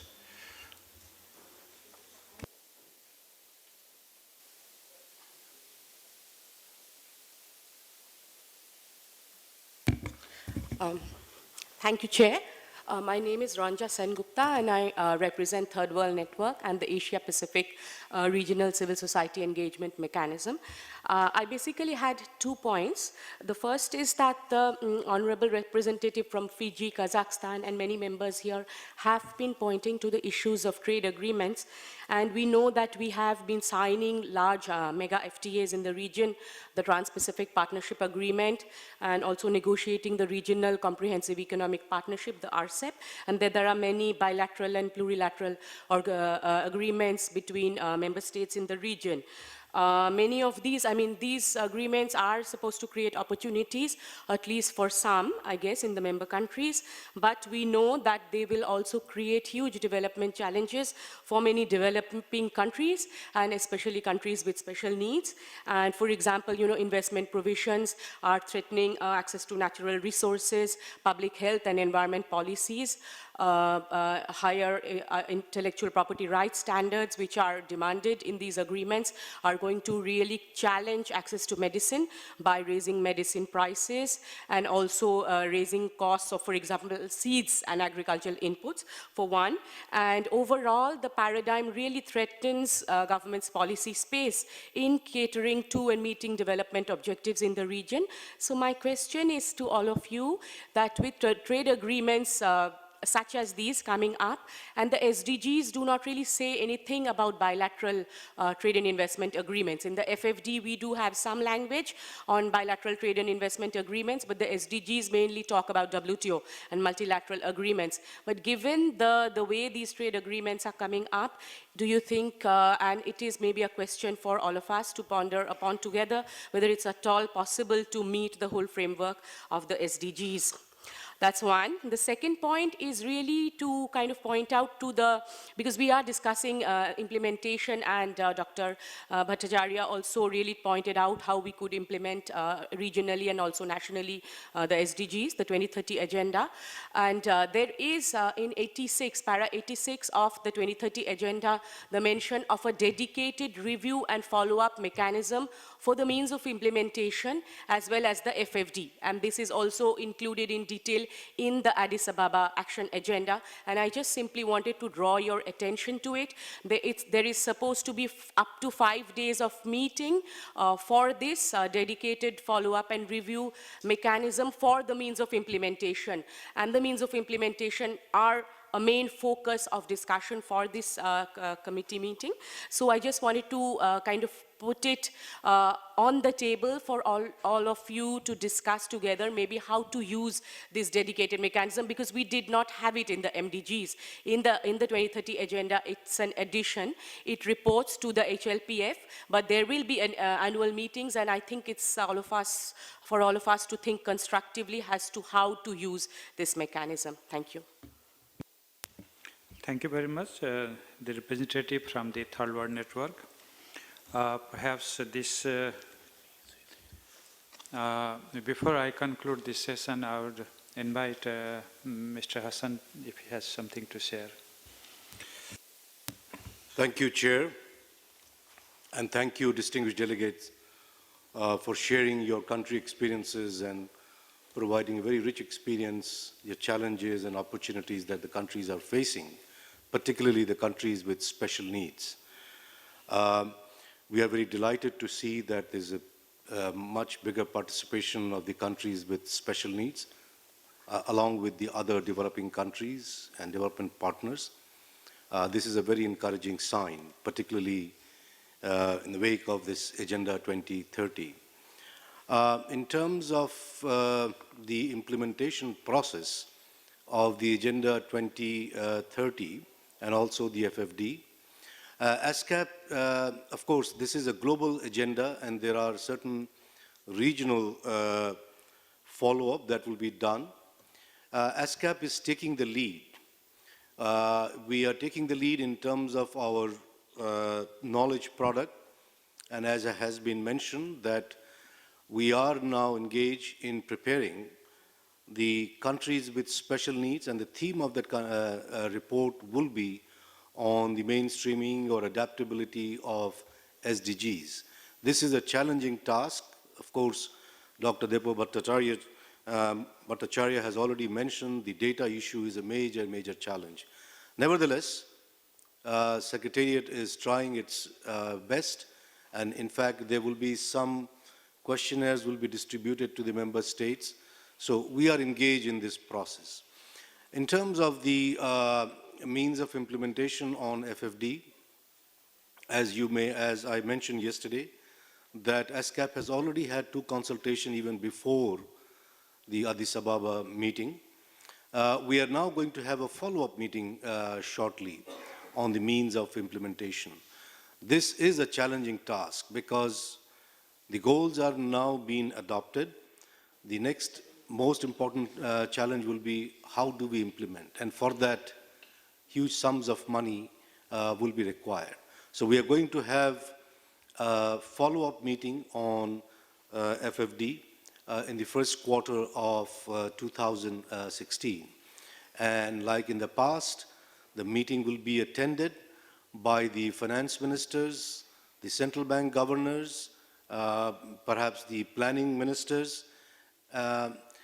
We may also try to get some parliamentarian because some of the issues also needs political support, and it will also be included by, participated by the private sector and civil society organizations. I'm sure your other colleagues may have briefed you in the last two consultation meetings. We do not keep the private sector separate. They are embedded in the panel discussions. So we do hear, along with the government participants, we also hear from the private sector as well as civil society organizations.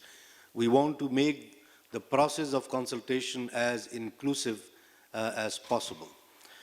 So we have noted the suggestions and ESCAP, and in next May, where during the Commission session, I think it's the 72nd Commission session, there will be a special dedicated, the special body meeting for the countries with special needs. And this year, maybe we are going to bring the discussion at the ministerial level, giving the importance to the countries with special needs. So I will stop here, Mr. Chair, with these few comments. Thank you, Anil, for highlighting on the upcoming engagements of ESCAP in the SDG implementation process. This concludes the deliberation on agenda item 6. I would like to thank the panelists and also the distinguished delegates and representatives from different organizations, the governments, the organizations, and the civil societies in their contribution in this deliberation. We have picked up several points from this deliberation so far as the issues related to countries with special needs and the implementation of SDGs is concerned. But particularly, we are concerned with a couple of issues. Financing has been an issue with MDGs, so would be with the SDGs, but these countries are looking for a more generous kind of windows of external financing opportunities at a time when their own domestic resource opportunities might be squeezing, also because the FTAs, and for the countries which are heavily trade-based revenue countries, perhaps their opportunities to also raise domestic resources would still be limited. The other issues that most delegates have raised is on capacities, right from the capacity to better mainstream the SDGs into the national plans to implementation to monitoring and also enhancing the data, enhancing the appropriate data for proper monitoring purposes. Some of our countries with special needs also are suffering from the climate change impacts, and the financing would be so challenging. So these are several issues that have been raised, and then perhaps ESCAP might take up these issues for its future engagements with these countries. So with this, I would now like to suggest maybe almost 20 minutes coffee break. Proceeding on agenda item 7 will start at 11 a.m. Then let me now break for coffee, and as indicated, we will return to the meeting at 11 hours. Thank you. Thank you very much.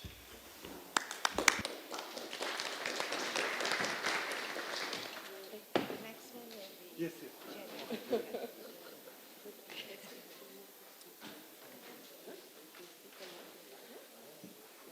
Come on.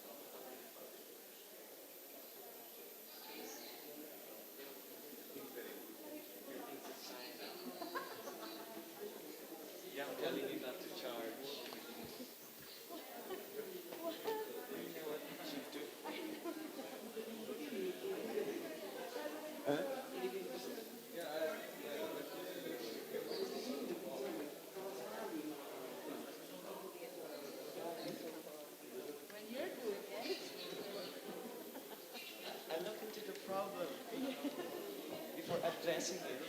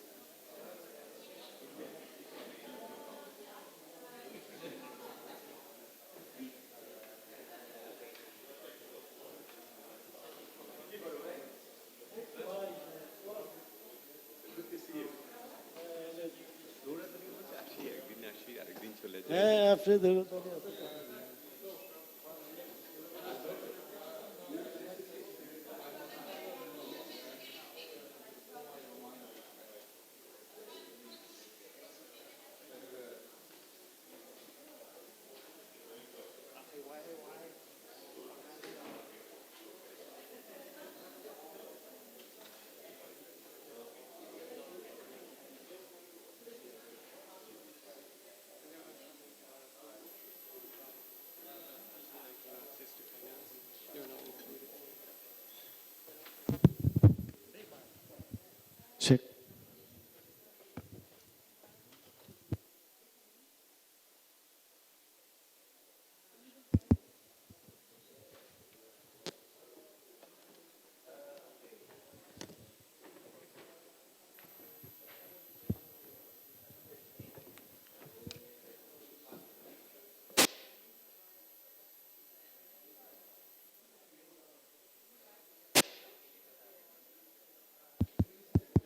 Check, check ทดสอบ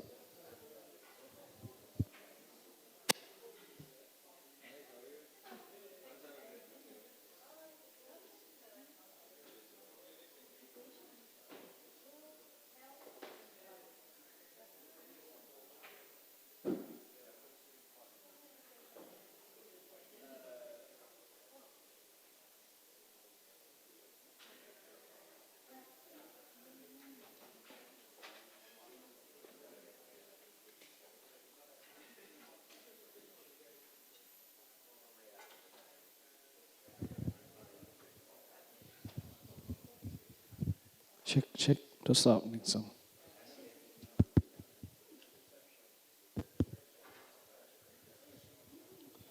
ทดสอบทดสอบทดสอบหนึ่งสองสามสี่ห้าเช็คเช็คเช็คหนึ่งสองทดสอบหนึ่งสอง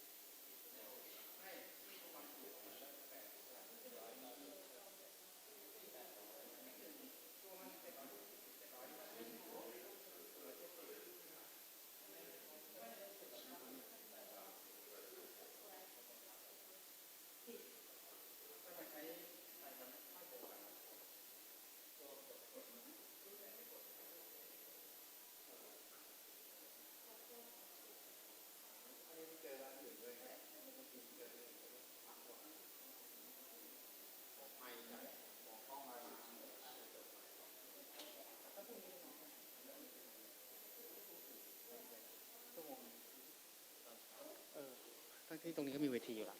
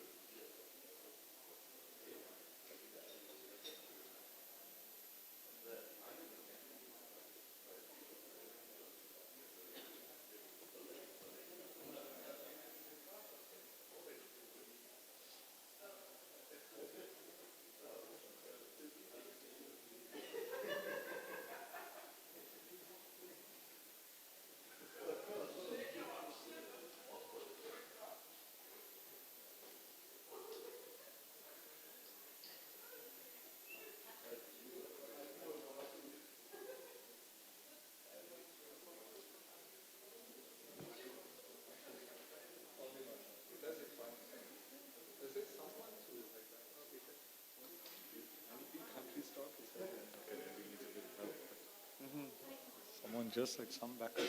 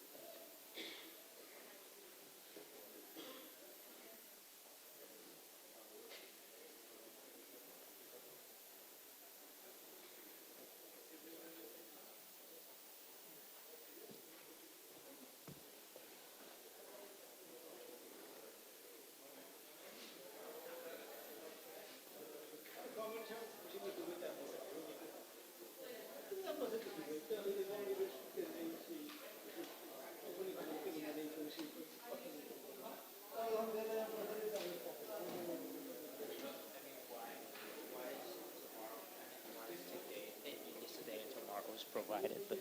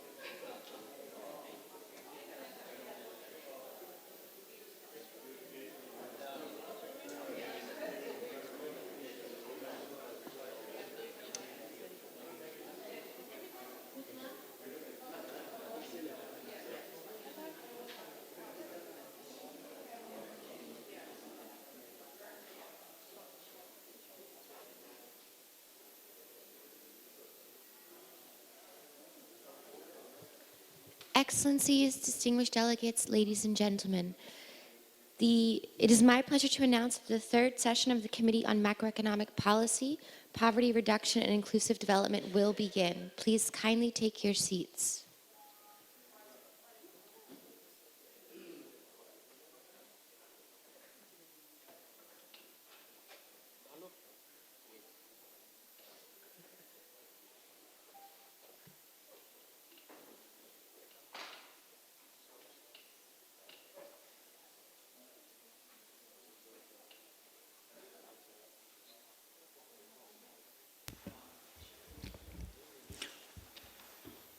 Excellencies, distinguished delegates, ladies and gentlemen, welcome back. We shall now proceed with agenda item 7, reducing poverty through sustainable agriculture, as referred to in document number E/ESCAP/CMP3/4. May I now invite the Secretariat to introduce the agenda item. After the introduction, the floor will be opened for formal statements by delegations and statements from other registered participants at this meeting. And so, it is my pleasure now to invite Mr. Masakazu Ichimura, Head Center for Elevation of Poverty through Sustainable Agriculture, to take the floor and introduce the agenda item. Mr. Ichimura, please. Thank you very much, Mr. Chair. Ladies and gentlemen, distinguished colleagues and delegates, very good morning. And I'm extremely honored to be with you in this important meeting and to be able to present the agenda item 7, reducing poverty through sustainable agriculture.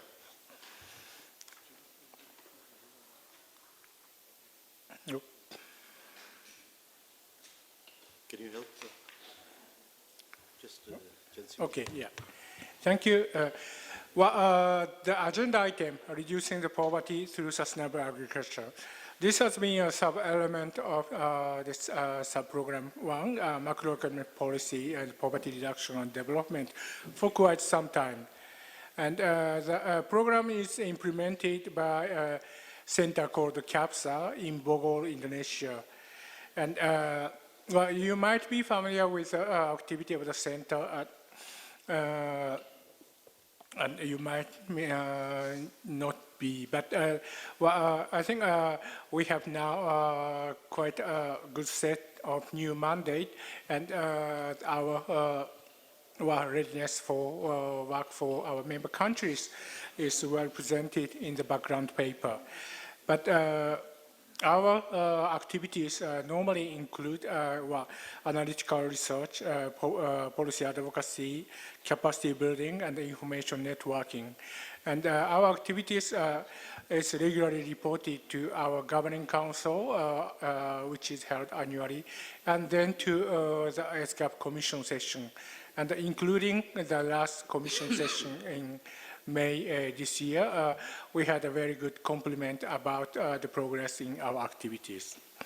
So, well, I myself am quite new to CAPSA, as I was assigned to this new position after this August. And with a new team, we are now starting with analysis of the new frontier. Just from the substantive point of view, we have 3 main challenges. Of course, persistent food hunger challenges still continue, but we have new global agenda like Sustainable Development Goals, 2030 agenda and Sustainable Development Goals, as everybody in this meeting has been talking about it from the very beginning. And of course, now we are starting a new important discussion, international discussion in Paris about the global action for climate change. And I think agriculture has an important responsibility to respond to this new challenge also. Yeah. Oh. Just leave it, okay. Okay, so against this new background, we started by assessing the latest regional trend. Of course, we just started this kind of assessment from new point of view. So the comparison right now is quite preliminary. So I think we have the privilege to share our preliminary understanding and ask for your contribution to update our understanding also. So our analysis is that poverty hunger targets were well in progress since our implementation for MDGs, but also still a lot of remaining challenges. And ESCAP report on MDGs quite highlighted that the important progress in poverty, hunger goals even achieved in sacrifice with some environmental and social sustainability objectives. And we see the generally positive trend in agricultural production, but the quantity-wise, it might be enough to feed the region, but still we have a lot of challenge in distribution and access, especially for the marginalized people. And since the beginning of this meeting, people are talking about, not enough contribution from agriculture to the region's economy. And this has to be improved in many policy interventions. And I think this is quite important to ensure inclusiveness of the people in our urban and rural development. And current agriculture process put a lot of stresses on our environment, especially through water, energy, and maybe chemical stresses. And of course, we are now facing a lot of challenges coming from the climate change impact and increased danger from disaster. Okay. So we have started some analysis about policy challenges, and basically we came up with 3 important priority areas we have to tackle. The first one is sustainable intensification of agricultural production, not just an intensification of production, but we have to seek the sustainable way to do it. And we have to enhance resilience of agriculture for the climate change and disaster, because this is quite important to ensure future food security for the entire region. And important policy area is the improvement of access to the market, especially for the small farmers, and intervention throughout the value chains of agricultural product, not just looking at production, but also distribution, post-harvest management, and many other areas we have to work on. And we started a compilation of emerging policy options in our background paper. Of course, it is still a preliminary compilation that I'm not intending to repeat everything at this short presentation. But anyway, our analysis just started, and I think this is a good opportunity to invite your contribution to enrich our understanding more about emerging policy practices. And to promote those policy options, we basically planning to continue our own activities for facilitating policy dialogue, technical advisory, and research and development, information networking, and capacity building. Of course, our activities were very much defined by the level of financial resources we will get from our member states. So, but from the technical level, we are very much committed to and strengthen our activities to meet the emerging challenges. So my invitation to this meeting, this important meeting, is providing your guidance, especially for good emerging policy practices you may wish to share with other countries, because facilitating knowledge sharing and capacity building is an important task for our center, CAPSA, and knowing better about what is happening in our member states is the good resources for us to share with other part of the region. And based on those experience, maybe you can provide some recommendation of specific areas for our concentration. And thirdly, you may also wish to recommend some modality that the ESCAP could strengthen its undertaking on for reducing poverty through sustainable agriculture. One ongoing effort at the ESCAP level is discussing about tackling agriculture in more holistic point of view. Then maybe from reorientation of the some of our sub-programs like Environment and Development Division. CAPSA has a better associate with a bigger challenge of sustainable development. Of course, it doesn't mean that CAPSA will be completely detached from the macroeconomic discussion, but actually the more intention is to tackle with the issue of poverty reduction and sustainable agriculture from more holistic point of view, so that CAPSA can be better associated with ESCAP-wide effort to contribute to the achievement of Sustainable Development Goals and the 2000 Development Agenda. So thank you very much. This is my brief intervention at this phase. Thank you.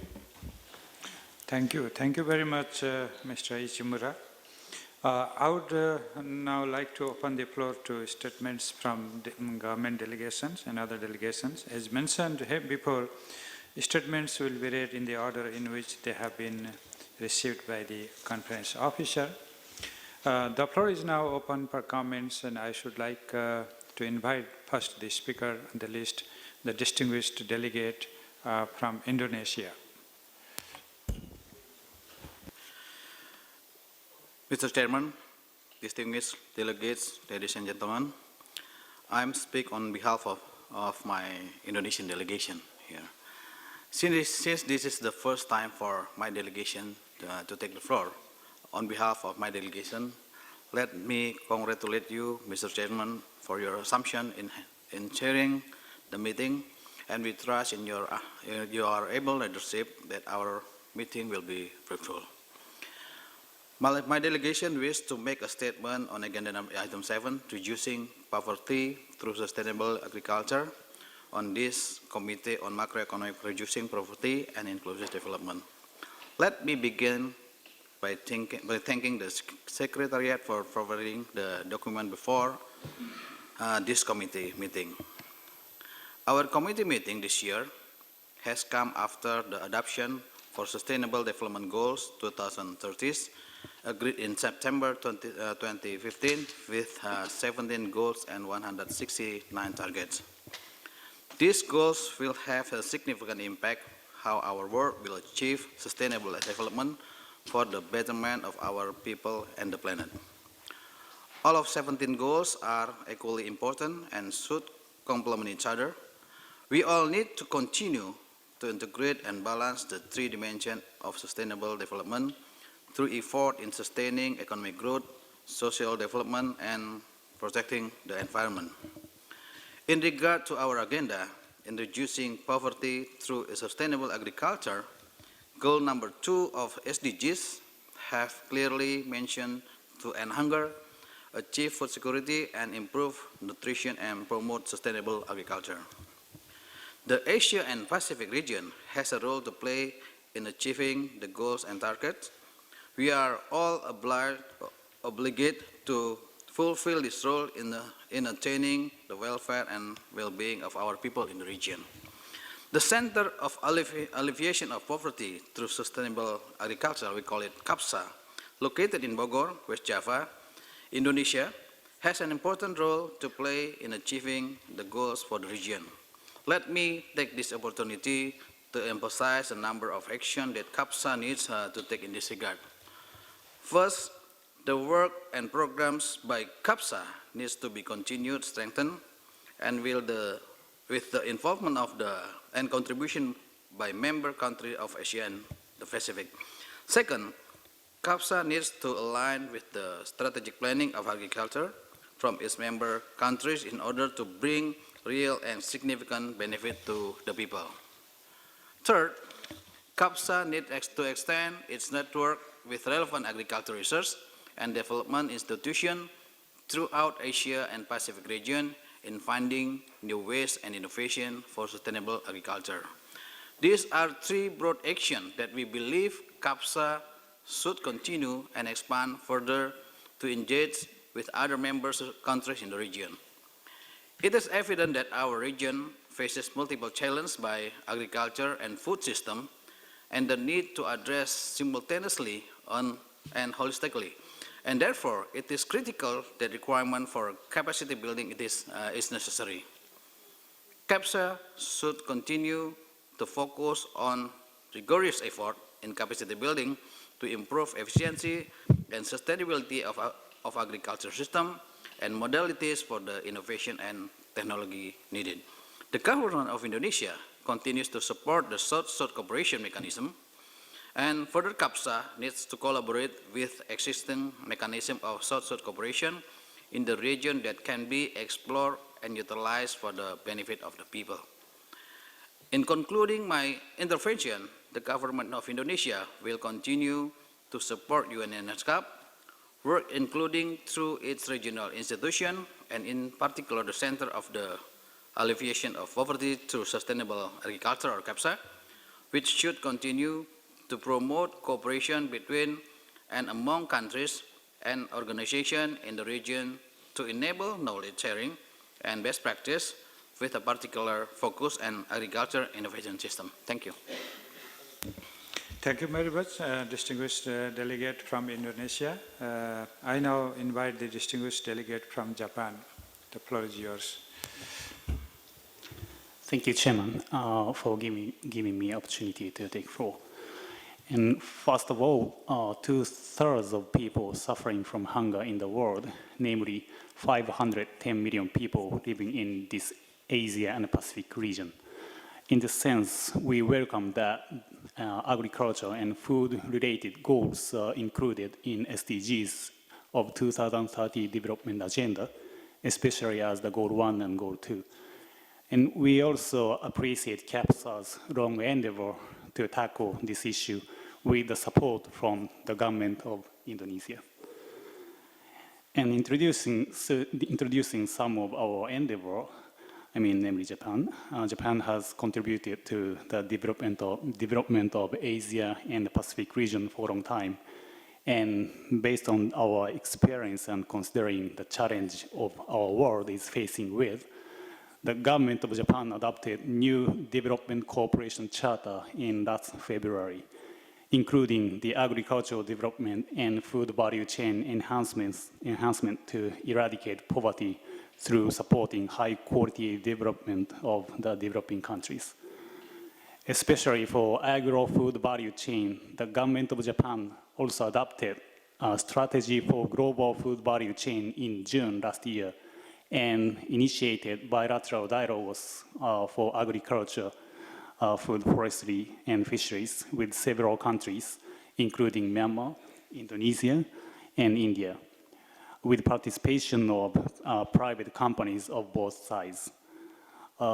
Through the dialogues, we have found that the capacity building, enhancement of investment environment, and development of cold chain are the primary issues, and we are instigating the cooperation involving public sectors and private sectors to tackle the issues. Chairman, as poverty and hunger eradication is a big challenge, And we have to mobilize any possible resource in the world, not only of each government, but also various stakeholders, including international organizations, NGOs, and private sectors in a harmonized manner. In this regard, through good cooperation with other agro-food-related organizations, including FAO, WFP, IFAD, and CGIAR, we expect CAPSA to keep its contribution and endeavor to eradicate poverty and hunger. Thank you very much. Thank you very much, the distinguished delegate from Japan. I now invite the distinguished delegate from Azerbaijan. The floor is yours. Thank you, Chairman, and good morning, everybody. Let me first thank the Secretariat for the preparation of comprehensive note on sustainable agriculture for reducing poverty in the region. Indeed, developing agriculture sustainably is essential for achieving food security and nutrition, and thus contributing to the goal of ending poverty and hunger globally. It's of particular importance for developing countries where agriculture generates income and occupation. In the case of Azerbaijan, 40% of population are employed in the agricultural sector. Thus, it's a crucial sector for us for raising welfare of population as well as for the government's efforts on diversification. Mr. Chair, on the MDG target of eradicating extreme poverty and hunger, over the past 12 years, we managed to drastically reduce the poverty level from 44% to 5%. Our government directed efforts towards achieving sustainable economic growth, improving social welfare of population, providing open and inclusive access for youth, people with disabilities, elderly, refugees, and internally displaced persons and other vulnerable groups into the labor market. In our view, one important aspect of achieving eradication of hunger and poverty globally is decreasing global food loss and waste. This issue has been on the focus of global agricultural discussions throughout this year, namely, G20 countries in their declaration adopted in May 2015 highlighted the importance of tackling this challenge and the need to intensify efforts to decrease global food loss and waste. We believe ESCAP could provide research and analysis on the current situation in the region and recommendations in that regard. We agree that sustainable agriculture should be resilient to climate change and natural disasters. As stated in the fifth assessment report of the Intergovernmental Panel on Climate Change, the results of observations conducted across all continents and oceans show that, among other consequences, climate change will aggravate food security problems and cause irreversible change in ecosystems. In line with this, the argument for joining efforts to efficiently tackle the emerging climate-related challenges is becoming evident. In that regard, we agree with the proposal of transferring activity of the Center of Alleviation of Poverty through Sustainable Agriculture to ESCAP sub-program on environment and development. Thank you. Thank you very much, distinguished delegate from Azerbaijan. Now I invite the distinguished delegate from Bangladesh. Thank you, Mr. Chair, for giving me floor. Agriculture is the main activity and lifeline of Bangladesh economy. The role of importance in improving the well-being of the vast population through enhancing productivity, profitability, and employment generation in the rural areas. Agriculture sector, crops, livestock, fisheries, and forestry makes an important contribution to GDP of the country, provides employment of about half of the labor forces, and remains a major supplier of raw materials for agriculture-based industries. Agriculture is a special field of social activities that are directly involved in food and nutritional security, income gathering, opportunities, and poverty reduction. Hence, improvement of agriculture sector and acceleration of its growth is essential for ensuring food security and to reduce the rural poverty. In this regard, Bangladesh's achievements, especially in reducing the food insecurity, are well known internationally and celebrated. The countries achieved MDG 1 halving hunger by 2015 with time to spare. There has been significantly progress by all three measures of food insecurity, food availability, food access, and food utilization. Mr. Chair, as regards availability, a tripling of food grains production since the country's independence in 1971 represents significant progress, and today Bangladesh can boast a modest rice export. Food access is seen in the improvement of the undernutrition figure, which fell to around 16% of the population, while the latest child under 5 student figures, a major chronic undernourishment is 36.8% of the population, as well, also well down on 1992 figures. The country was one of the first to develop a country investment plan for food security in 2010, which has served as a useful tool for the monitoring progress and for assuring the coherence of efforts in the food security area. It is used by the both government and by the development partners.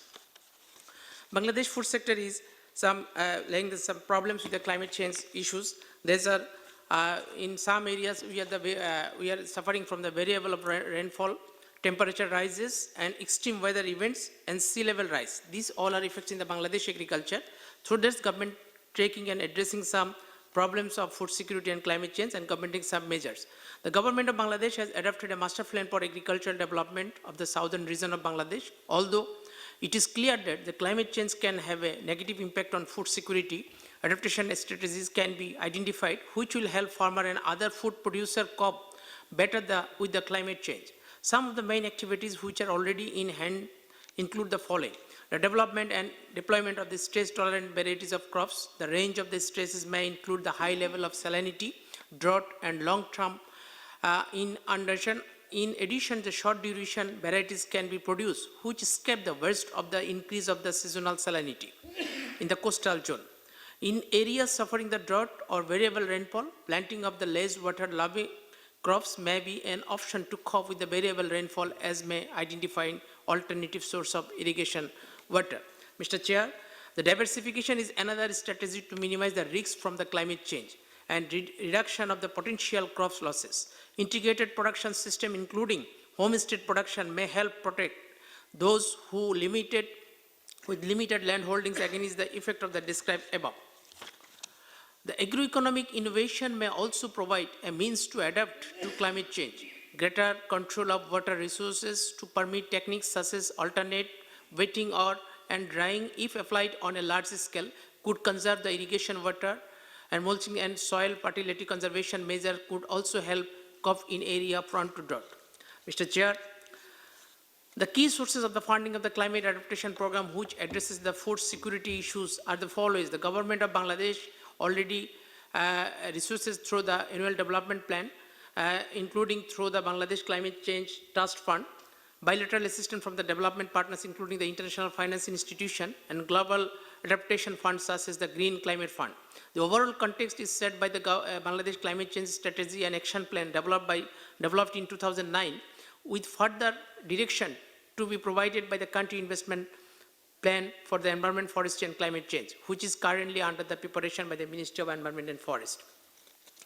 In 7 5-year plan, government takes some agriculture-based strategy. These are the programs for integrated climate change and food security, investment in research and development, human resource development, technical assistance for design, support efforts for monitoring, implementation and scale up, mechanization in agriculture and promoting the science-led agriculture technology system, investment in post-harvest technology, investment in value chain, investment in ICT agriculture, and technology transfer for the seaweeds and the aquatic resources.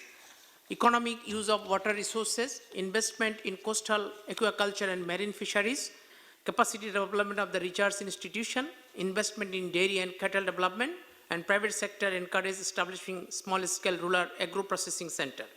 The implication is this development of the integrated program to address the both food security and climate change consideration while putting the emphasis on the nutrition and production of high-level crops. Thank you, Mr. Chair. Thank you very much, distinguished delegate from Bangladesh. Are there any other government delegates who wish to speak before I open the floor for designated representatives of the UN bodies and other international organizations? Yeah, Afghanistan, please. Excellencies, ladies and gentlemen, thank you for giving me the opportunity, and it's my first time to attend this very good meeting. I would like to share the update status of the poverty status update, which landed just last month.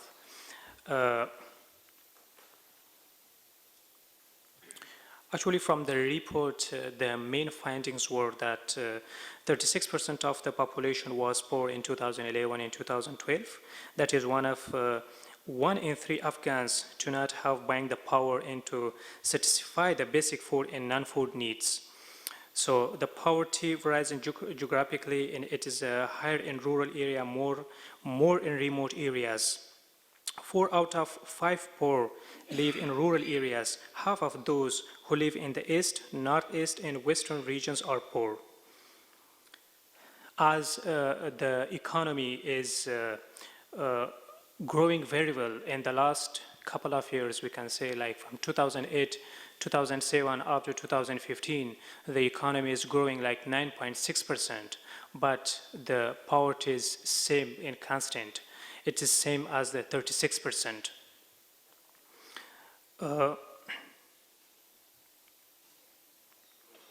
The GDP growth was driven by the service sector, 276,000 new jobs created in the service sector.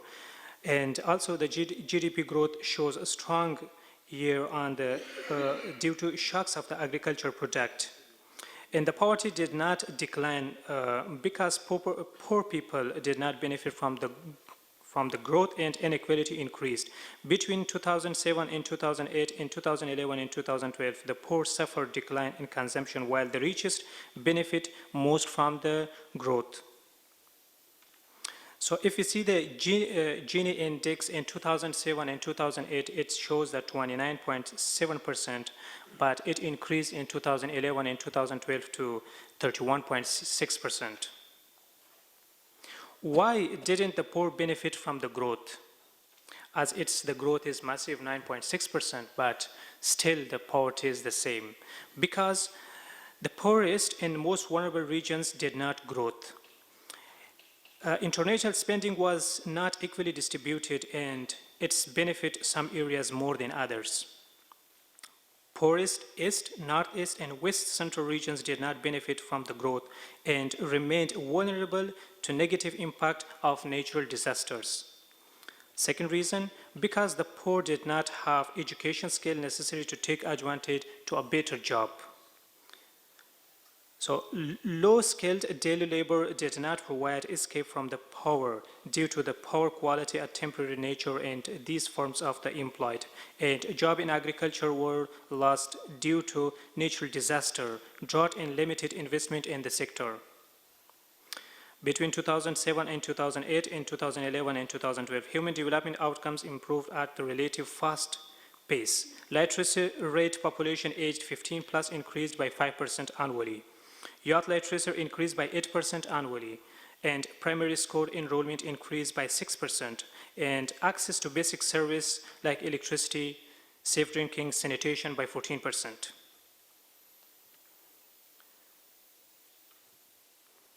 And, but poor benefit the least from the expansion in education and access to the service. 2007, 2008, and 2011, and 2015. Inequality in education outcome increased with the consequences of integration and transmission of poverty. Gap enrollment between poor and non-poor widened, and improvement in education outcomes stronger in urban than in rural area. So what is the main finding of this poverty status update? You can say, modernize the agriculture to increase revenue, productivity, and opportunities of the poor, and improve access to education for the poor, to improve their job prospect outside of the agricultural sector, and also protect the poor and vulnerable against the shocks so that they're not pushed deeper in the poverty. And what actually the government is taking the steps. So the government just established a new strategic document. It's called Jobs for Peace, which has two main reasons. One is to create the job for the youngs, and the second one to avoid migration. As just, for the past few months, around 145,000 youngs or youth, we can say, that migrated to Europe. It's a huge crisis because of, unemployment, and also we can say that in some part of the country is a lack of security. And the government, together with the international communities, they agreed upon to create the jobs in different sectors, like in housing sector, in agriculture, in urban. So that will be for the immediate and intermediate job creation and not for the long time. So thank you. Thank you very much, distinguished delegate from Afghanistan. Is there any other delegate from the government who wishes to speak? I see none. Now the floor is open for designated representatives of the UN bodies and specialized agencies and intergovernmental organizations.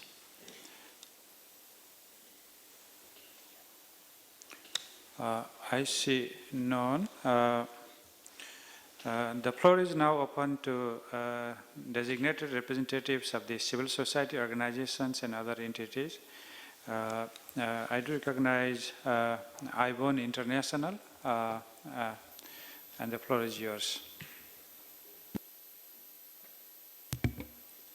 Thank you very much, Chair, for the opportunity, and good morning, everyone.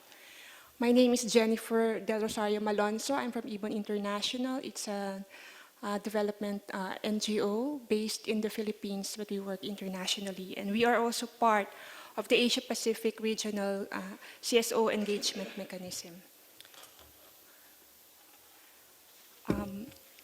Asia's rural, most marginalized and vulnerable people are dependent on agriculture for livelihood. Agriculture is not only a source of livelihood, but is also a way of life for the majority of the people. Rural population, many of whom are women, remains the most vulnerable to food crisis, land grabbing, and other resource grabs, various forms of development aggression, and the climate crisis. Agricultural growth and development is typically the primary indicator of poverty reduction. The opposite is also true. A decline in agriculture throws many people, poor people, into deeper poverty. It is thus alarming, for example, that for the Philippines, the share of agriculture in the gross domestic product is at 10%, which is at its lowest ever. Public agricultural investment is crucial. However, it is very worrying that intergovernmental bodies that develop policies on agriculture are calling for an increase in investment in the sector, not through public funds or additional ODA, but through private sector investment and financing. This means new opportunities for expansion and accumulation for agricultural corporations who will also have greater control over production and consumption. And for small-scale food producers and the people, this means more land and resource grabbing, greater dependence on transnational corporation-controlled technologies in production, consumption, and services, and ultimately resulting to more expensive goods and services. So we appreciate the committee's attention to sustainable agriculture and hope that this will result to policies and public investments to support small-scale farmers and all other small producers in order to uplift the agricultural sector, most especially the lives of the rural poor. So we call for the support for farmer-centered agricultural systems that emphasize the use and conservation of local resources in attaining sufficient food for the household and community. Also, agrarian reform is very important, which guarantees free distribution of land to landless farmers and will integrate a holistic program of support services to improve their productivity and ensure food security. Farmers, workers, and rural people's access to productive resources such as land, water resources, seeds, and others, as well as to finance and infrastructure. We also call for the safeguarding of domestic producers from harmful trade policies and competition. Earlier, a colleague of mine has mentioned the many free trade agreements that's proliferating and having impacts on the people. And lastly, we call for strong accountability mechanisms for TNCs that violate people's rights in the conduct of their profit-driven operations. Thank you very much. Thank you. Thank you very much, representative from IBON International. Now I invite the representative from LDC Watch for the observations.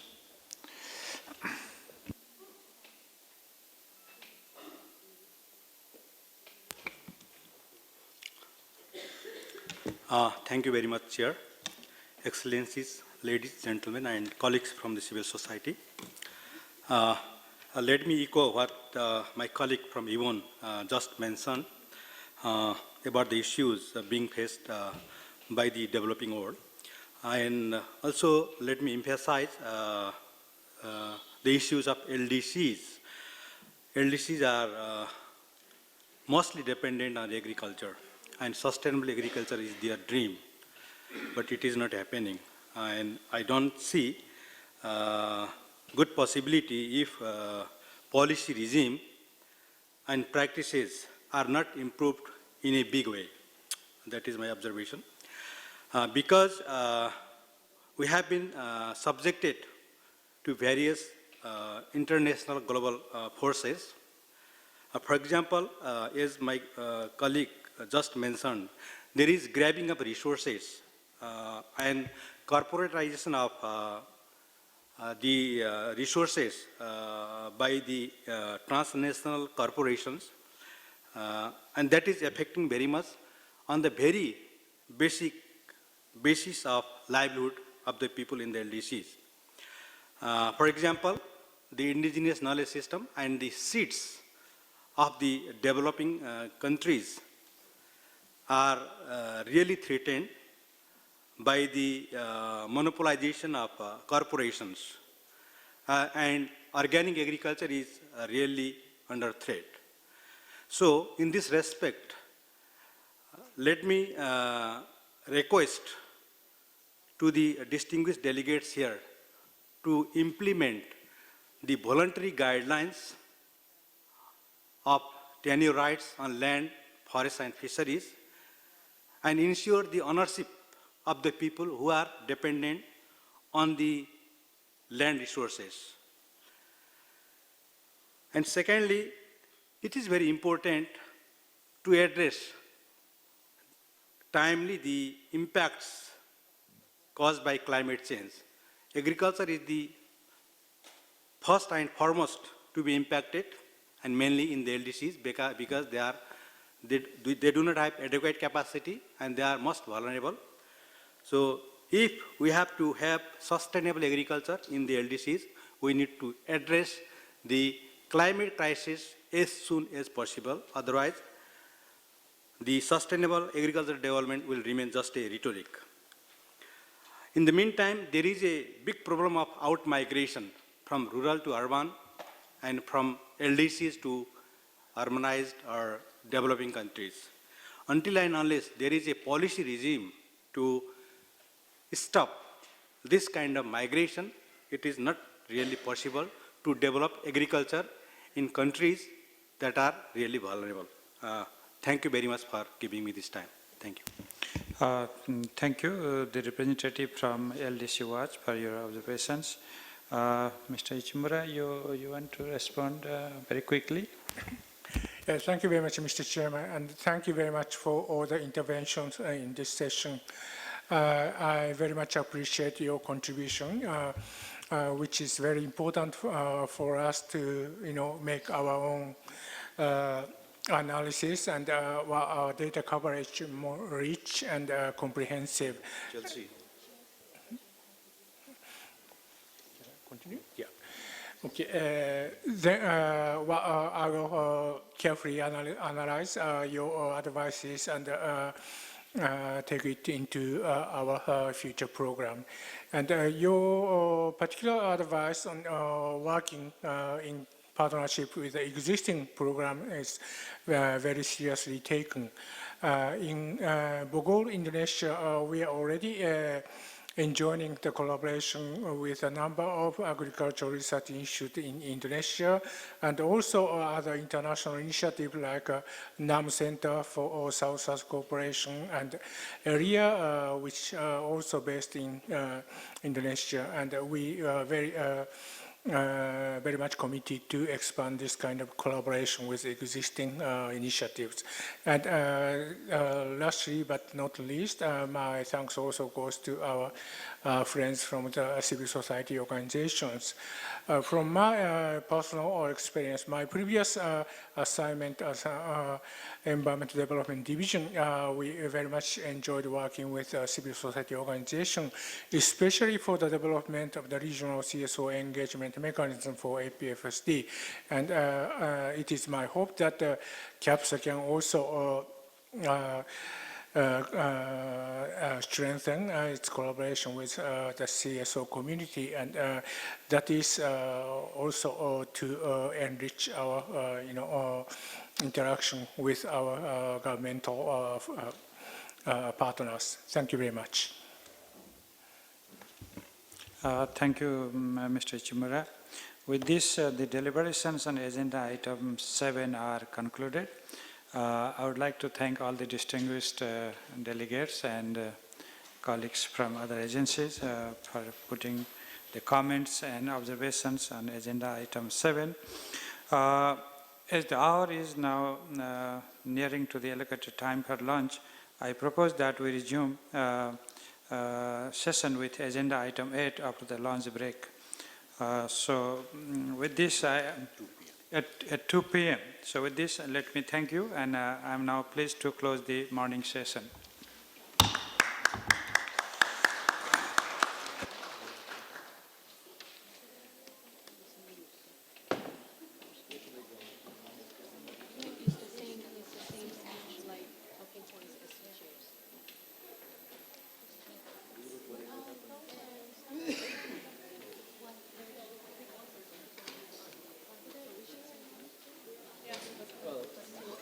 Yeah, I'm curious one thing.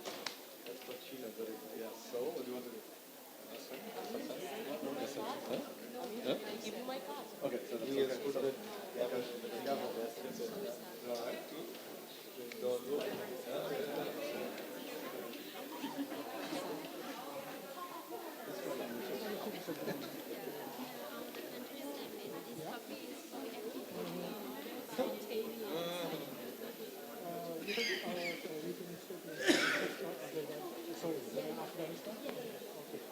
Oh, that's great. Yeah.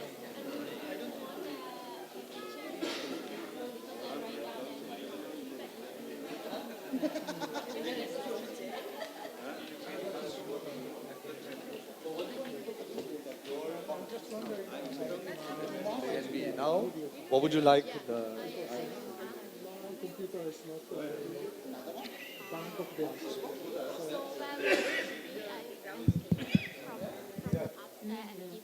Oh yeah, that's good. Yeah.